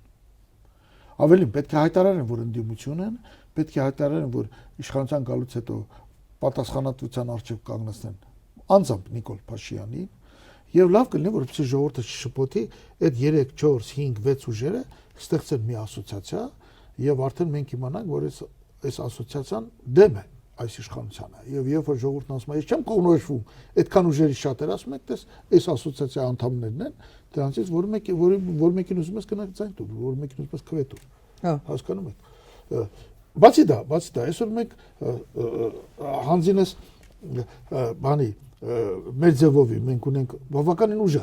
ուժեղ առաջնորդ կա, ուժեղ ինչ առումով, եւ փորձը կա, եւ ֆինանսական ռեսուրսներ կան, եւ բարեգործի համբավը կա, եւ այդ փաստերը կան, այսինքն ել ինչ եք ուզում։ Վերջապես այդ մարդկանց քաղաքական հայացքը մի կողմ թողնենք լավ, այս հնարավորություններ, քաղաքական Հայաստանն է, որ մենք պետք է գերապատվություն տանք ավանդական հյուսիս-հարավ գծին։ Շատ կարեւոր է։ Հյուսիս-հարավ գծին պետք է գերապատվություն տանք։ Ես կարծում եմ, որ այո, մի կողմից մենք կարող ենք բողոքել Ֆիդանը, Կայա Կալասը, չգիտեմ, Եվրոմիությունը, բայց մի կողմից իսկ ով մեր նման հնարավորություն ունի։ Ամեն երկրում այդպես հնարավորություն կա։ Ասում եք Մոլդովան։ Մոլդովայում չկար այդպես հնարավորություն, ոնց որ ասենք այսօր ընձեռնում է բանը մեր ձևով Սամվել Կարապետյանը։ Հա, այդպիսի հեղինակավոր, այո, դեմք եւ լիդեր եւ ուժ։ Մյուսն էլ թեկուզ Ռոբերտ Քոչարյանը այնուամենայնիվ հեղինակություն ունի։ Էական ֆիգուրա է։ Մարդ, որի հետ, ասենք, հաշվի են նստում։ Այո։ Այսինքն մենք մեր արգումենտներն էլ եկեք, էլի հասկանանք, որն է մեր արգումենտը։ Հասկանում եք։ Եվ ես կարծում եմ, որ հələ շատ ուժեր կլինեն եւ ժողովուրդը շատ հանգիստ հնարավորություն ունի, այսինքն ընդդիմադիր ուժերի մեջ կան ուժեր, որոնց եթե ժողովուրդը քվե տվեց, այդ քվեն չի կորի։ Սա շատ կարևոր է։ Հնարավոր զարգացումներ կանխատեսում եք, օրինակ ես մեկ մտածում եմ, որ եթե այսպիսի զարգացումներ լինեն եւ ռեգիոնալ այս զարգացումներ այս պատերազմի, ես կասկածում եմ, որ մենք ընտրություններից շուտ ինչ-որ process-ների ականատես լինենք։ Հնարավոր է, դա հնարավոր է։ Զարգացում։ Մենք ասացինք, տեսեք, իրանական սցենարը, դա ամենաէական ֆակտորը դա է։ Այդտեղ ես կարծում եմ մի 60% հավանականությամբ, որ առաջիկա 2-3 ամսում հանկարծակի մի բան կլինի, հաշտություն։ Բայց հնարավոր է խորանա, մենք այսօր արդեն գիտենք, որ Իրանի հետ տնտեսական սահմանը փակ է Հայաստանի համար։ Մենք ամբողջությամբ կախված ենք Վրաստանից, ավելին քան առաջ։ Վրաստանում էլ դա հասկանում են։ Դու հասկանում ես, որ Վրաստանում դա հասկանում են։ Եվ ես կարծում եմ, որ այդ դեպքում մենք շատ վատ իրավիճակի առաջ կհայտնվենք։ Այդ դեպքում ամեն ինչ կարող են տանել նրան, որ հանկարծ այսօրվա իշխանությունները եթե մնացին, ասելու են, դե նայեք, ժողովուրդ, սյունիկն էլ տալիս ենք ու հանգիստ ապրենք։ Լինելու է այդպես խոսակցություն։ Իսկ կասկած չունեմ այս մարդկանց։ Այս իշխանությունը ամենևին շահագրգռված չի, որ Հայաստանը պահպանվի։ Մենք ես դա զգում եմ։ Որտեղ եթե Հայաստանը պահպանվի, վաղ թե ուշ Հայաստանը պետք է իշխանափոխություն լինի։ Ու վաղ թե ուշ այն փոխված իշխանությունը գալու ասում է, հələ մի հատ եկեք, տեսեք, տենանք ինչ է կարել։ Հələ եկեք թալանից եք խոսել, հələ բա ձեր արածը, ձեր թալանը։ Փաստեր կան, որոնց մասին նույնիսկ գաղափար չունենք ես եւ դուք։ Բայց մենք դա տեսնում ենք։ Բայց եթե չեն թալանում, ինչ հաշիվներ ունեք, չի հաջողվում կյանքը լավանալ։ Սա դիք այս թուղթը վեկալեմ գրեմ։ Այս էլ պահի այս թուղթը։ 8 տարի իշխանությանը, չէ։ Չի թալանում, ասում ես չէ։ Տղան եկել է Փաշյանին նկատի ունեմ, չեսնի աշխատման, Փաշյան։ Ալեն Սիմոնյանը։ Ենթադրենք, եկել։ Արադ Միրզոյանը ամբողջ օրը չի քնում, իր ժողովրդի մասն է մտածում։ Գեորգի Պապոյանը 2025-ին ներառյալ 2017-ի համատանում է 8 տարի։ 8 տարում այս մարդկանց հնան աճել է 52%-ով։ Տարեկան հնան աճել է իրանց ասելով, եթե աճել է 5.3% միջին, այստեղ բարդ տոկոսն է 5%-ով 8 տարում անում է 52%, 5.3%։ Այս ընթացքում այս մարդկանց մոտ գներն աճել են 34.5%-ով։ Իրանց թվերն են, Սատիկ։ Հա, իրանց թվերը։ Ես չեմ հավատում այս թվին։ Այդ 5 տարում թոշակը 40.700 դրամից դարել է 51.000։ Այս վերջի բարձրացումը չկա, այս վերջի բարձրացումը, որ հիմա արել է, դա արդեն մյուս տարի վաղ կդատենք, ինչքան գները բարձրացան։ Հասկացա՞ր։ Այս բարձրացումը թոշակառուների, հա, մեկ էլ ինչ-որ բան գոյություն ուներ 6%, այս տարվանից իբր 20%, բայց ոչ ավել քան թե 10.000 դրամ, 6% հետ են տալիս, բայց դա չեղած բան է, նիսյա բան է, որովհետև ում մոտ է մնում այդ փողը, որ 6% ստանան, սովորաբար շատ ավելի քիչ են ստանում։ Իրանք հայտարարեցին էլ ինչքան փող են հետ տվել եւ պարզվեց, որ դա շատ քիչ է, քան թե 6%։ Լավ։ 20 հաշվում եմ այդ 6%-ի կեսը, որտեղ կեսը մարդը տանում բան է, դա եմ հաշվում։ Ուրեմն այս մարդկանց մոտ 24%-ով իրականում աճել է թոշակները, այսինքն 51.000 դրամը ռեալ հաշվում եմ, այն որ փոխհատուցվել է եկել է, դարել է 54.000 դրամ։ 54-ը բաժանես 40-ի, ուրեմն ստացվում է 24%, նո 25% լավ։ Գներն աճել են 34.5%։ Թոշակառուներ լսում եք, դուք առնվազն 10% վատ եք ապրում։ Ինչքան են այս թոշակառուները, Սատիկ ջան, այս թոշակառուները 500.000 մարդ են։ Այս շահառուների ամենամեծ խումբն է, որը վատ է ապրում։ Շահառուների երկրորդ խումբը 350.000 գյուղացիներ են։ Այն որ գյուղնախարարություն չկա, բան ինքը պրինցիպիալ ընկած չի անում այսքան մարդ։ Սրանց մոտ եկամուտները անկումը կազմել է 12%։ Այս երկուսն իրար հետ արեցին 850.000 մարդ։ Շահառուների 3-րդ խումբը պետական հիմնարկներում աշխատողներն են 270,000։ Այստեղ պետությանը հաջողվել է պետական հիմնարկներում միջին աշխատավարձը բարձրացնել 167,000-ից մինչև 260,000։ Բայց այստեղ մի հետաքրքիր մոմենտ կա։ Եթե սրանց եկամուտից հանում ենք պրեմիաները, որոնք բոլորին չեն տալի, մինիստրությունում չեն դնում բոլորին պրեմիա տալի։ Մինիստրի բան 7 միլիոն դրամ, 8 միլիոն դրամ հասկանում ես։ Բայց ամբողջ բերես մարդկանց վրա է։ Ամբողջ բերես մարդկանց վրա։ Այստեղ մենք տենում ենք զրոյական աճ։ Էսա տղեկ, պիտի թալաներ բերեք, դուք ապրեիք։ Այս թվերը ես պատասխանում եմ։ Հա, ձեզ ասում էր, թալանը հետ են բերելու, դուք ապրեք, լավ եք ապրել։ Եվ շուրջ 600,000 մարդ, մեր շահառուներն են 600,000, 270,000, 870,000, 1,600,000։ Մնացածը երեխա են, թոշակառու բան են ասում, թոշակառու, երեխա են, ինվալիդ են եւ այլն։ Շուրջ 600,000 մարդիկ, գուցե նաեւ մի քիչ ավելի աշխատում են մասնավոր հատվածում։ Այստեղ մասնավոր հատվածում գները հանած մենք ունենք 40% եկամուտների իրական աճ։ Հիմա նայեք, 4 կարևոր խմբից 2-ի մոտ անկում ունենք, մեկի մոտ փողը նույնն է մնացել, ահա մեկի մոտ աճ կա։ Էսան էս ասում։ Բայց էսի մասնավորն աճ է։ Էսի բյուջե հաշվին չէ, ուրեմն դու էս սա հետ բերած թալանը հետ կապ չունի։ Ինքը մասնավոր բիզնեսի մաս։ Ես հավատում ենք, Ստեփան Մնացական ինչ որ գրում, ասա սուտ է գրում, բայց դա հավատում ենք։ Ձեր թվերով ենք ասում, հա։ Սատիկ, որը որ Ստեփան Մնացականին աշխատանքից կանեն, իմացի մենք սկսում ենք դառնալ երկիր։ Էս իշի։ Դա ավելի կարևոր պաշտոն է, քան թե Նիկոլ Փաշինյանն է։ Հա, բայց ինչ ասում են, նա էլ գրում է, էլի։ Հա։ Սա չի արա քո արած, ընկեր ջան։ Էս չի քո արած գործը։ Էս չի քո արած բարեփոխումներ։ Հիշում եք խոստանում էր բանկերի տոկոսները պետք է էս թող մնա։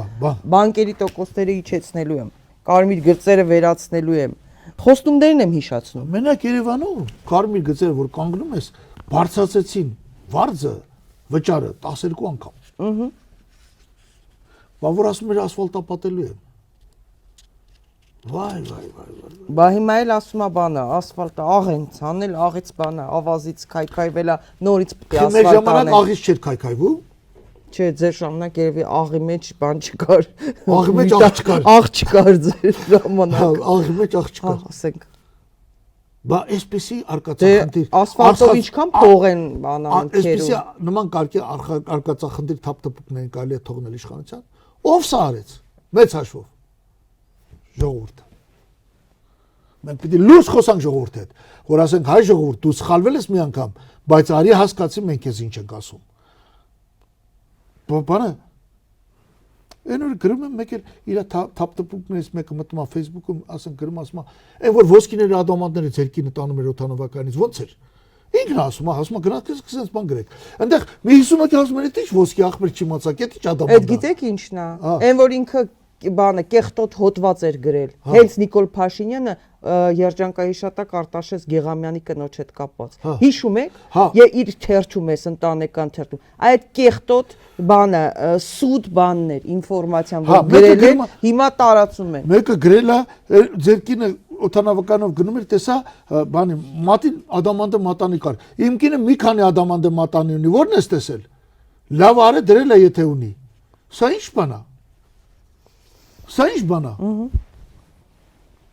Այ բոմժ, եթե դες բան ես գրում։ Աբա որ գրում են բանը, բա լափեցիկ է արեցիկ։ Ինչի ես են տղամարդն որ ինձ անը որ իմ կինը գոնե մի հատ ադամանդից մատանի չունենա։ Ինչ ես ուզում։ Արի իմ տեղը դասախոսություն կարտա 1 ժամը 7000 եվրո արժեքով։ Ինչ եք ուզում դուք вообще ընդհանրապես։ Ինչ է ձեր չարությունն է, ընդհակառակ եկեք ասեք ախպեր, մի քիչ էլ մեծ կրթեք, սորս հենա, դասավանդում եք, կրթում եք, ու որ կրթում եք, մեծ մարդ է դառնում մի քանի տարի հետո։ Ինչ եք ուզում դուք։ Պարոն Բագրատյան, պիտի ուշադրություն չդարձնեք, խնդրում եմ, դրանք ֆեյքեր են, մեծ մասը։ Դրանք ինքն է հետևը կանգնած։ Հետևն ինքն է կանգնած։ Հանգատված, ընդ որում տղամարդիկ են, բա որ կանանց նկարներով բան են անում, կներեք, այնքան բան եմ տեսել, օրինակ մեկ գրել է այ պարավ ուզածը տիչ ասում ես ասես կուզեիր չէ ինպես պարավ լինեի չի ես ընդ որում երբեք տարիքս չեմ տակցրել միշտ բան եմ արել իհարկե կուզեի, այս ֆեյքերին պետքա թքած ունենան, սրանք ժողովուրդը Հայաստանի պարավների մի տոկոս քուչապլեն, Սադիկ ջան։ Պարոն Բագրատյան, պետքա սրանց հումորով վերաբերվել ու բանանել։ Ամենավատն էն է, որ հայ տղամարդու կերպարը նսեմ ասում են, հայ տղամարդկանց դա բանը կեղծ էջեր են բացում Facebook-ով, հայ կանանց կամ այլ կանանց դեմքեր են դնում ու իբրև թե հայ կանայք անընդհատ հայհոյում են։ Սա է վատը, որովհետև իրենք սրբություն չունեն, պարոն Բագրատյան։ Իրանք չեն մտածում, որ ախր միջավայրը մի կեղտոտի, այդ մեր միջավայրը օդը մի կեղտոտեք։ Իրանք դրա մասին չեն մտածում։ Իրանք ոչ գիտեն քաղաքային կյանքը ինչ է, հա, չգիտեն դրա մասին։ Պարոն Բագրատյան, հիմա նենց որ թքած ունեցեք, ինչ կգրեն, բոլորը շատ լավ գիտեն, որ դուք միշտ աշխատել եք դրսում Չինաստանում, այլ երկրներում դասավանդել եք, կներեք, բոլորը գիտեն, հա, դրա մասին շատ էլ լավ։ Այդ նենց որ այդ կեղծ լուրն էլ ինքն էր Արտաշես Գեղամյանի վերաբերյալ իր թերթումը, իր ընտանեկան թերթում գրել, այդ գիտեմ։ Պարոն Բագրատյան, հիմա թրիփի ակտուալության մասին, սա էլ խոսենք, հա, այս թրիփը ինչ է լինում, հա, այս թրիփը կարող է ակտուալությունը կորցնի։ Ընդհանրապես։ Եթե օրինակ Իրանում դնեն մարիոնետ ռեժիմ, եթե ստացվի, ապա Միացյալ Նահանգները չեն ուզենա թրիփով փակեն Հայաստան-Իրան կապը։ Թրիփի ստատուսը կփոխվի։ Ինչ կդառնա։ Դե արդեն Միացյալ Նահանգները պիտի մտածեն, որ Հայաստանն ու Իրանը սերտ իրար հետ կապվեն, այնտեղ խաշմերուկ լինի եւ ոչ թե արևելքից արևմուտք ճանապարհ, հատող ճանապարհ, այսինքն թրիփի ստատուսը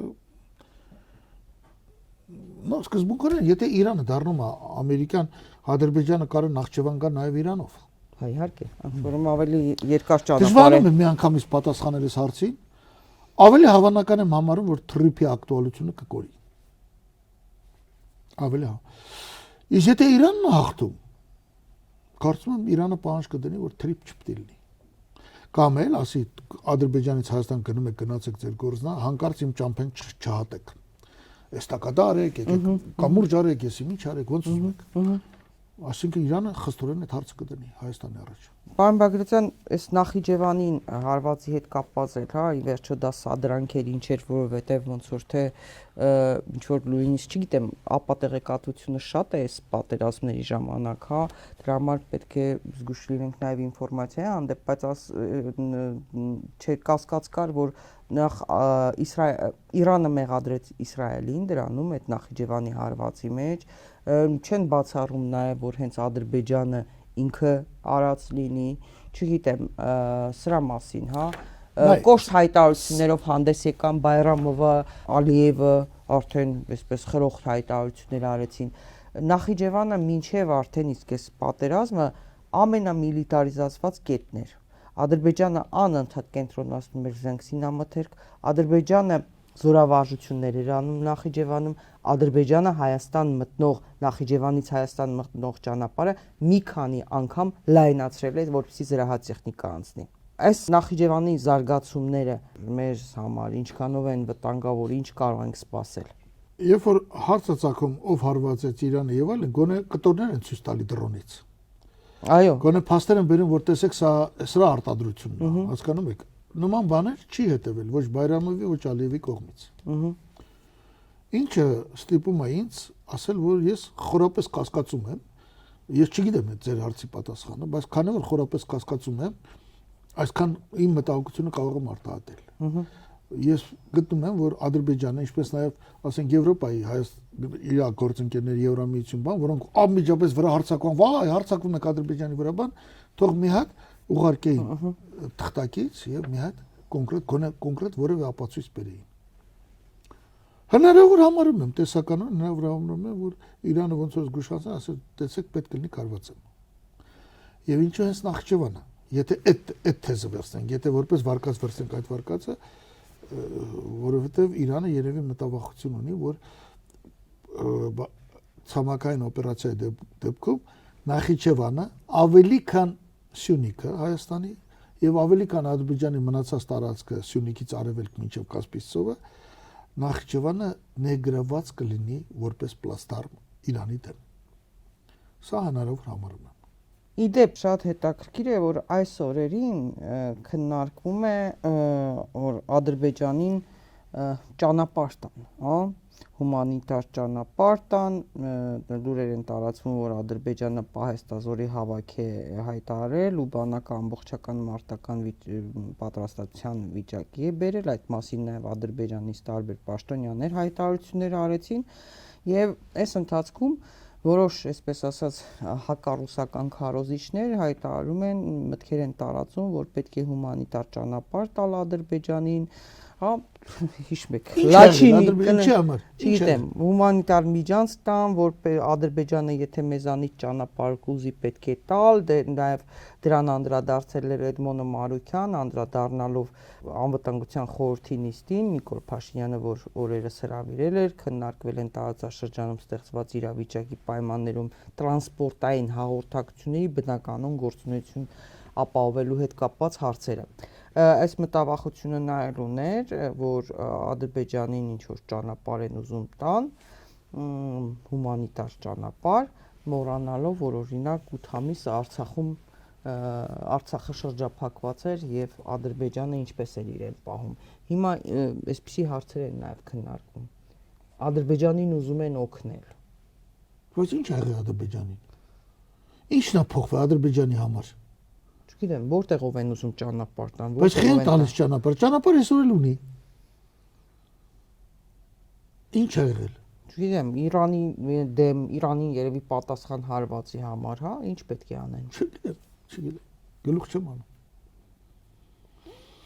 Ադրբեջանը այսօր Նախճիվան գնում է։ Հիմա Ադրբեջանը եթե օրինակ օգնություն խնդրի, ասի ես այսքան զորք ունեմ, պետք է բան անեմ, շարժը ապահովեմ, ճանապարհ տուր ինձ։ Այդ էր պակաս։ Նախիջևանով գան նաև օրինակ, եթե այն կողմից փակի, Ադրբեջանը Իրանը փակելու է, չէ՞, Նախիջևանի ճանապարհը, խիստ վերահսկողություն է, ուժեղացրել է, ճիշտ է թե չէ։ Թուրքիան տոտանի Ադրբեջանը։ Թուրքիան էլ է իր սահմանները ամրացրել։ Առաջին հենց պատերազմի օրը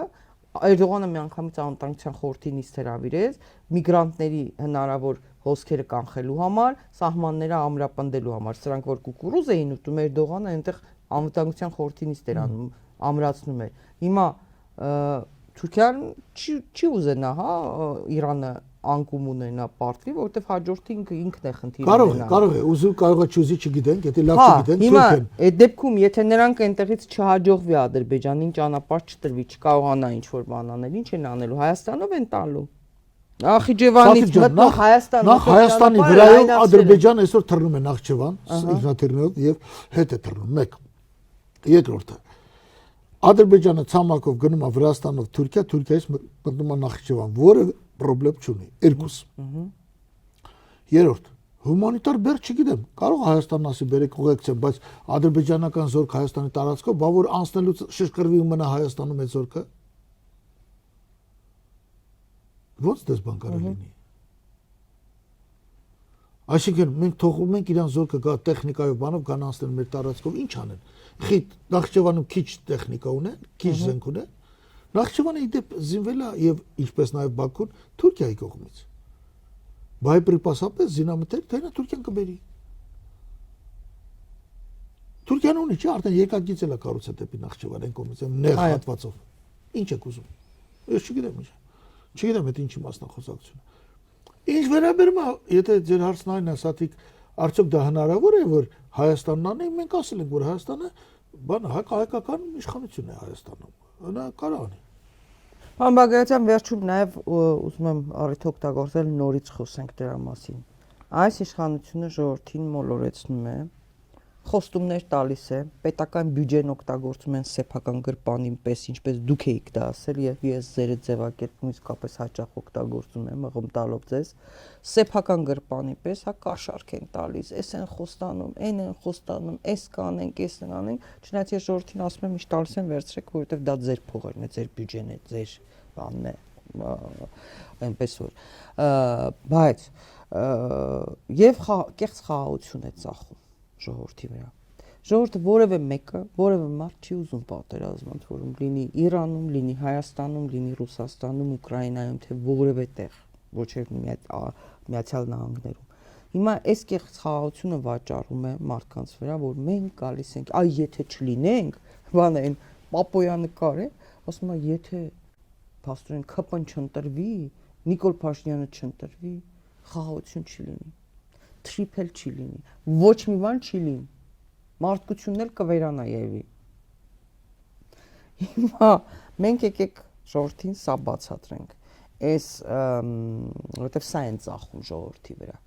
Կյանքը խոսեցինք, ոչ կյանքի որակն է բարձրացրել ավելի վատանալու է, ոչ մի բան չի կարողանում, ունակ չէ որևէ բան կանխել, կանխարգելել, որևէ բան ստեղծել։ Հիմա բացատրեք, սա է ծախում ժողովրդի վրա։ Ուրեմն Նիկոլ Փաշինյանը, Գեորգի Պապոյանի եւ այլոց, դուք դրան Գեորգի եք ասում, Գևորգ է ընդհանրապես։ Պապոյանը Գևորգ է։ Հա։ Գեորգին մեկ, իրենք են գրում, ես ներողություն։ Հա։ Ներողություն եմ խնդրում, եթե ճիշտ չեմ հասկացել։ Հա, չէ, Գևորգ է։ Գևորգ է, ինչ որ է։ Պարոն Պապոյանի կամ Ալեն Սիմոնյանի նկատմամբ։ Ուրեմն մենք պիտի հասկանանք հետևյալը։ Իրանք մեր երկիրը հանել են անվտանգության համակարգից։ Մենք ո՞ր անվտանգության համակարգում ենք։ Կաս պատասխան չունես։ Մենք հապկում չենք։ Հապկում չենք, չնայած դուրս չենք եկել։ Մենք ՆԱՏՕ-ի անդամ չենք։ Մենք նույնիսկ խաղաղության այն չեղած պայմանագիր, որ իսկի պետք է չի Ադրբեջանը չեն կարողացել կնքել։ Ադրբեջանը արդեն երևում է, որ մինչև ընտրությունները չի ուզում դա կնքի։ Եվ ընտրությունից հետո կկնքի այն ժամանակ, որ սրանք հենց ընտրվեցին, մյուս օրը փոխելու են սահմանադրությունը։ Հասկանում եք։ Հիմա խաղաղությունից ով է խոսում։ Պապոյանը, Փաշինյանը, թե մարդիկ, որոնք ասում են մենք կգանք եւ հանրապետությունը նորից կդնենք անվտանգության համակարգի մեջ։ Հայաստանը անվտանգ է, եթե որևէ անվտանգության համակարգ կա, թե այդ համակարգից դուրս։ Իրանք ոչ մի ընկեր չունեն։ Իրանք սապ են տալի ամերիկացի, եվրոպացի, բայց ոչ միտեղ չեն ընդունում։ Իրանք ռուսական միլիարդավոր սուբսիդիաները թողած ժողովրդին 10 անգամ ինֆորմացում են, թե Եվրոմիությունը մեզ 5 միլիոն է հատկացրել։ Մեծ մասը վարկեր են։ Վարկեր են, որոնք հետ է գրում Եվրոպա, որոնք չենք էլ տեսնում։ Եվրոպան նշանակում է մի քանի հոգի, ասում է դրանց աշխատավարձի այդ փողը պրծավ։ Մենք սա պիտի բացատրենք ժողովրդին։ Մենք պիտի բացատրենք ժողովուրդ, որ մեր դժբախտությունները 2020 թվին եւ դրանից հետո եղել են, որովհետեւ սիրելի ժողովուրդ դու սխալվեցիր եւ կատարյալ արկածախնդիրների ընտրեցիր որպես բան Հայաստանի Հանրապետության ղեկավարություն նրանց գործուղեցիր այդ գործը եւ պարտվեցիր սիրելի ժողովուրդ, բայց փառք Աստծո հիմա շանս կա, որ դու ուղես սխալդ, չես կարող չուղել, եթե ուզում ես ապրել, հասարակ բանը ոնց վրացիք փոխվեցին, դու գիտեք հիմա չգիտեն ինչ անեն Բաթումին, ինչ անեն Բաթումին, ցանկացած շենք, որ դնում ես 10 շենքից 9 թուրքերին է պատկանում, ստույցան ստացվում Աջարիայում, որտեղ վրացիք են ապրում, Աջար ազգ չկա, Աջարները նորից սկսել են իսլամ ընդունել։ Նու դրանք են հատվածներ վրացիներ, որ հեշտությամբ իսլամ ընդունեց։ Ի տարբերություն Վրաստանի մեծ մասի, որը չարես դա։ Հետո երբ որ անկախացան 90-ականներին, նրանք նորից քրիստոնյա դարձան։ Հիմա նորից մուսուլման են դառնում։ Էսա մենք սա ենք տեսնում։ Չգիտեմ։ Եվ այս կոնտեքստում դու հասկանում ես, չէ՞ ինչ էր հարցակվում եկեղեցու բանը վրա, նպատակը մեզի այդ բանը փոխելն է եկեղեցին, ի վերջո բանը մահմեդական դարձնելն է։ Ես բան չունեմ մահմեդականների դեմ ասելու, բայց մենք քրիստոնյա ազգ ենք։ Հասկանում ես։ Սա պիտի ասենք, քանի անգամ կարանք ասենք, չգիտեմ քանի անգամ կարանք ասենք, սա դիպ։ Անդադ պիտի ասենք։ Դուք ասում եք հույս ունենք լեզուները պիտի համապատասխան տեղը մտցնեն, ձեն շահանեն եւ հակառուսական բաներ գաստրոլներ չտան, բայց տեսակ բանը առաջարկում է, որպեսզի Ռուսաստանի Դաշնությունը վաճառի Հայաստանի Հանրապետության այդ երկաթուղու կոնցեսիոն կառավարման իրավունքը որևէ բարեկամ երկրի եւ տվել էր, չէ, անունները արաբական էմիրություններ, ելում անուններ տվել Քաթար, Ղազախստան, տեսեք ինչ երկրների անուններ է տալիս։ Ուզում է խլի նաև հեծը խլեց, հիմա ուզում է խլի երկաթգիծը։ Նո հեծը չի խլել։ Հեծի կառավարումն է ուրիշ մարդու հանձն է, բուն գույքը պատկանում է Սամվել Կարապետյանի եւ նա իր դիվիդենդները շահաբաժինը պիտի վճարեն, վայրան չունեն չվճարեն։ Եվ չեմ էլ կարծում, որ ինքը ունի հետ կառավարելու ցանկություն ունեցող շատ ընկերությունների ցանկ։ Դե ուզում էր թուրքական ընկերություններ կային, որոնք հետաքրքրված էին հետո կոնցեսիայի մասով պատասխանեց Ռուսաստանը, որ ընթացիկ գներով, համադրելի գներով շատ ավելի մեծ այդ գումարը 33 միլիարդ ռուբլի փող են ծախսել։ Շոյգուն պատասխանեց։ Եվ ընդհանրապես հասկանում եք ինչ եք խոսում։ Այսպես պատասխանեց Զախարովան ավելի ժոստի եղավ էլի։ Եվ իրոք, եթե ռուսները չլինեն, այդ երկաթգիծը չէր աշխատի, բեռ չկա տեղափոխելու։ Այդ երկաթգիծը պիտի տեղափոխի 10-15 միլիոն տոննա բեռ, որպեսզի շահութաբերել է։ Այսօր ինքը տեղափոխում է 1-2 միլիոն տոննա բեռ։ Բեռ չկա տեղափոխելու։ Հա? Բեռ չկա։ Բեռ չկա, հա։ Հա։ Եվ ռուսները հասկացրեցին, որ դա չլինող բան է իրանց համար, հենց թեկուզ այն պատճառով, որ այդ 33 միլիարդ ռուբլի ինվեստիցիա են կարել եւ այս 20 քանի տարում անընդհատ վնաս են կրել, այդ վնասն էլ հետը, որ հասկացնելով, որ ապագա հնարավոր գինը կարող է անցնել 100 միլիարդ ռուբլուց եւ այլն, հասկանում եք, 100 միլիարդ ռուբլին դա համարյա 1.5 միլիարդ դոլար է։ Եվ այդ խոսակցությունը դրանով փակվեց, որովհետև ով կգա 1.5 միլիարդ դոլար կտա վնասաբեր երկաթգծին, վնասաբեր բիզնեսին։ Հա, բայց դա հոգ տնտեսական հաշվարկ չի արվում, քաղաքական։ Ես տնտեսագետ եմ, միայն տնտեսականն եմ ասում։ Հասկանում եմ, քաղաքականը քաղաքական որոշում ասեց, այս էլ ձեր շնորհակալությունն է։ Հայր։ Մի քիչ Զախարովը չափան անցնում, որտեղ անդադ ասում է Հայաստան, խորտ կտա այդ կնոջը միշտ ասել Փաշյան։ Որտեղ Մի բանը Հայաստանը, մի բանը Փաշյան, չգիտեմ, առիթելի կասենք իրան, որ դուք դրանով ավելի շատ գրգռում եք այս ժողովրդին։ Այո, Փաշինյանը Հայաստանը չի։ Փաշյանը ակնեվրաբար ոչ Հայաստանն է, ոչ էլ հայ ժողովուրդը։ Ակներև։ Շնորհակալ եմ, պարոն Բագրատյան, ինչպես միշտ շատ հետաքրքիր զրույցի համար, հարգելի հետևորդներ, հիշեցնեմ, որ իմ զրուցակիցն էր Հայաստանի Հանրապետության նախկին վարչապետ, Ազատություն կուսակցության նախագահ Հրանտ Բագրատյանը, կհանդիպենք։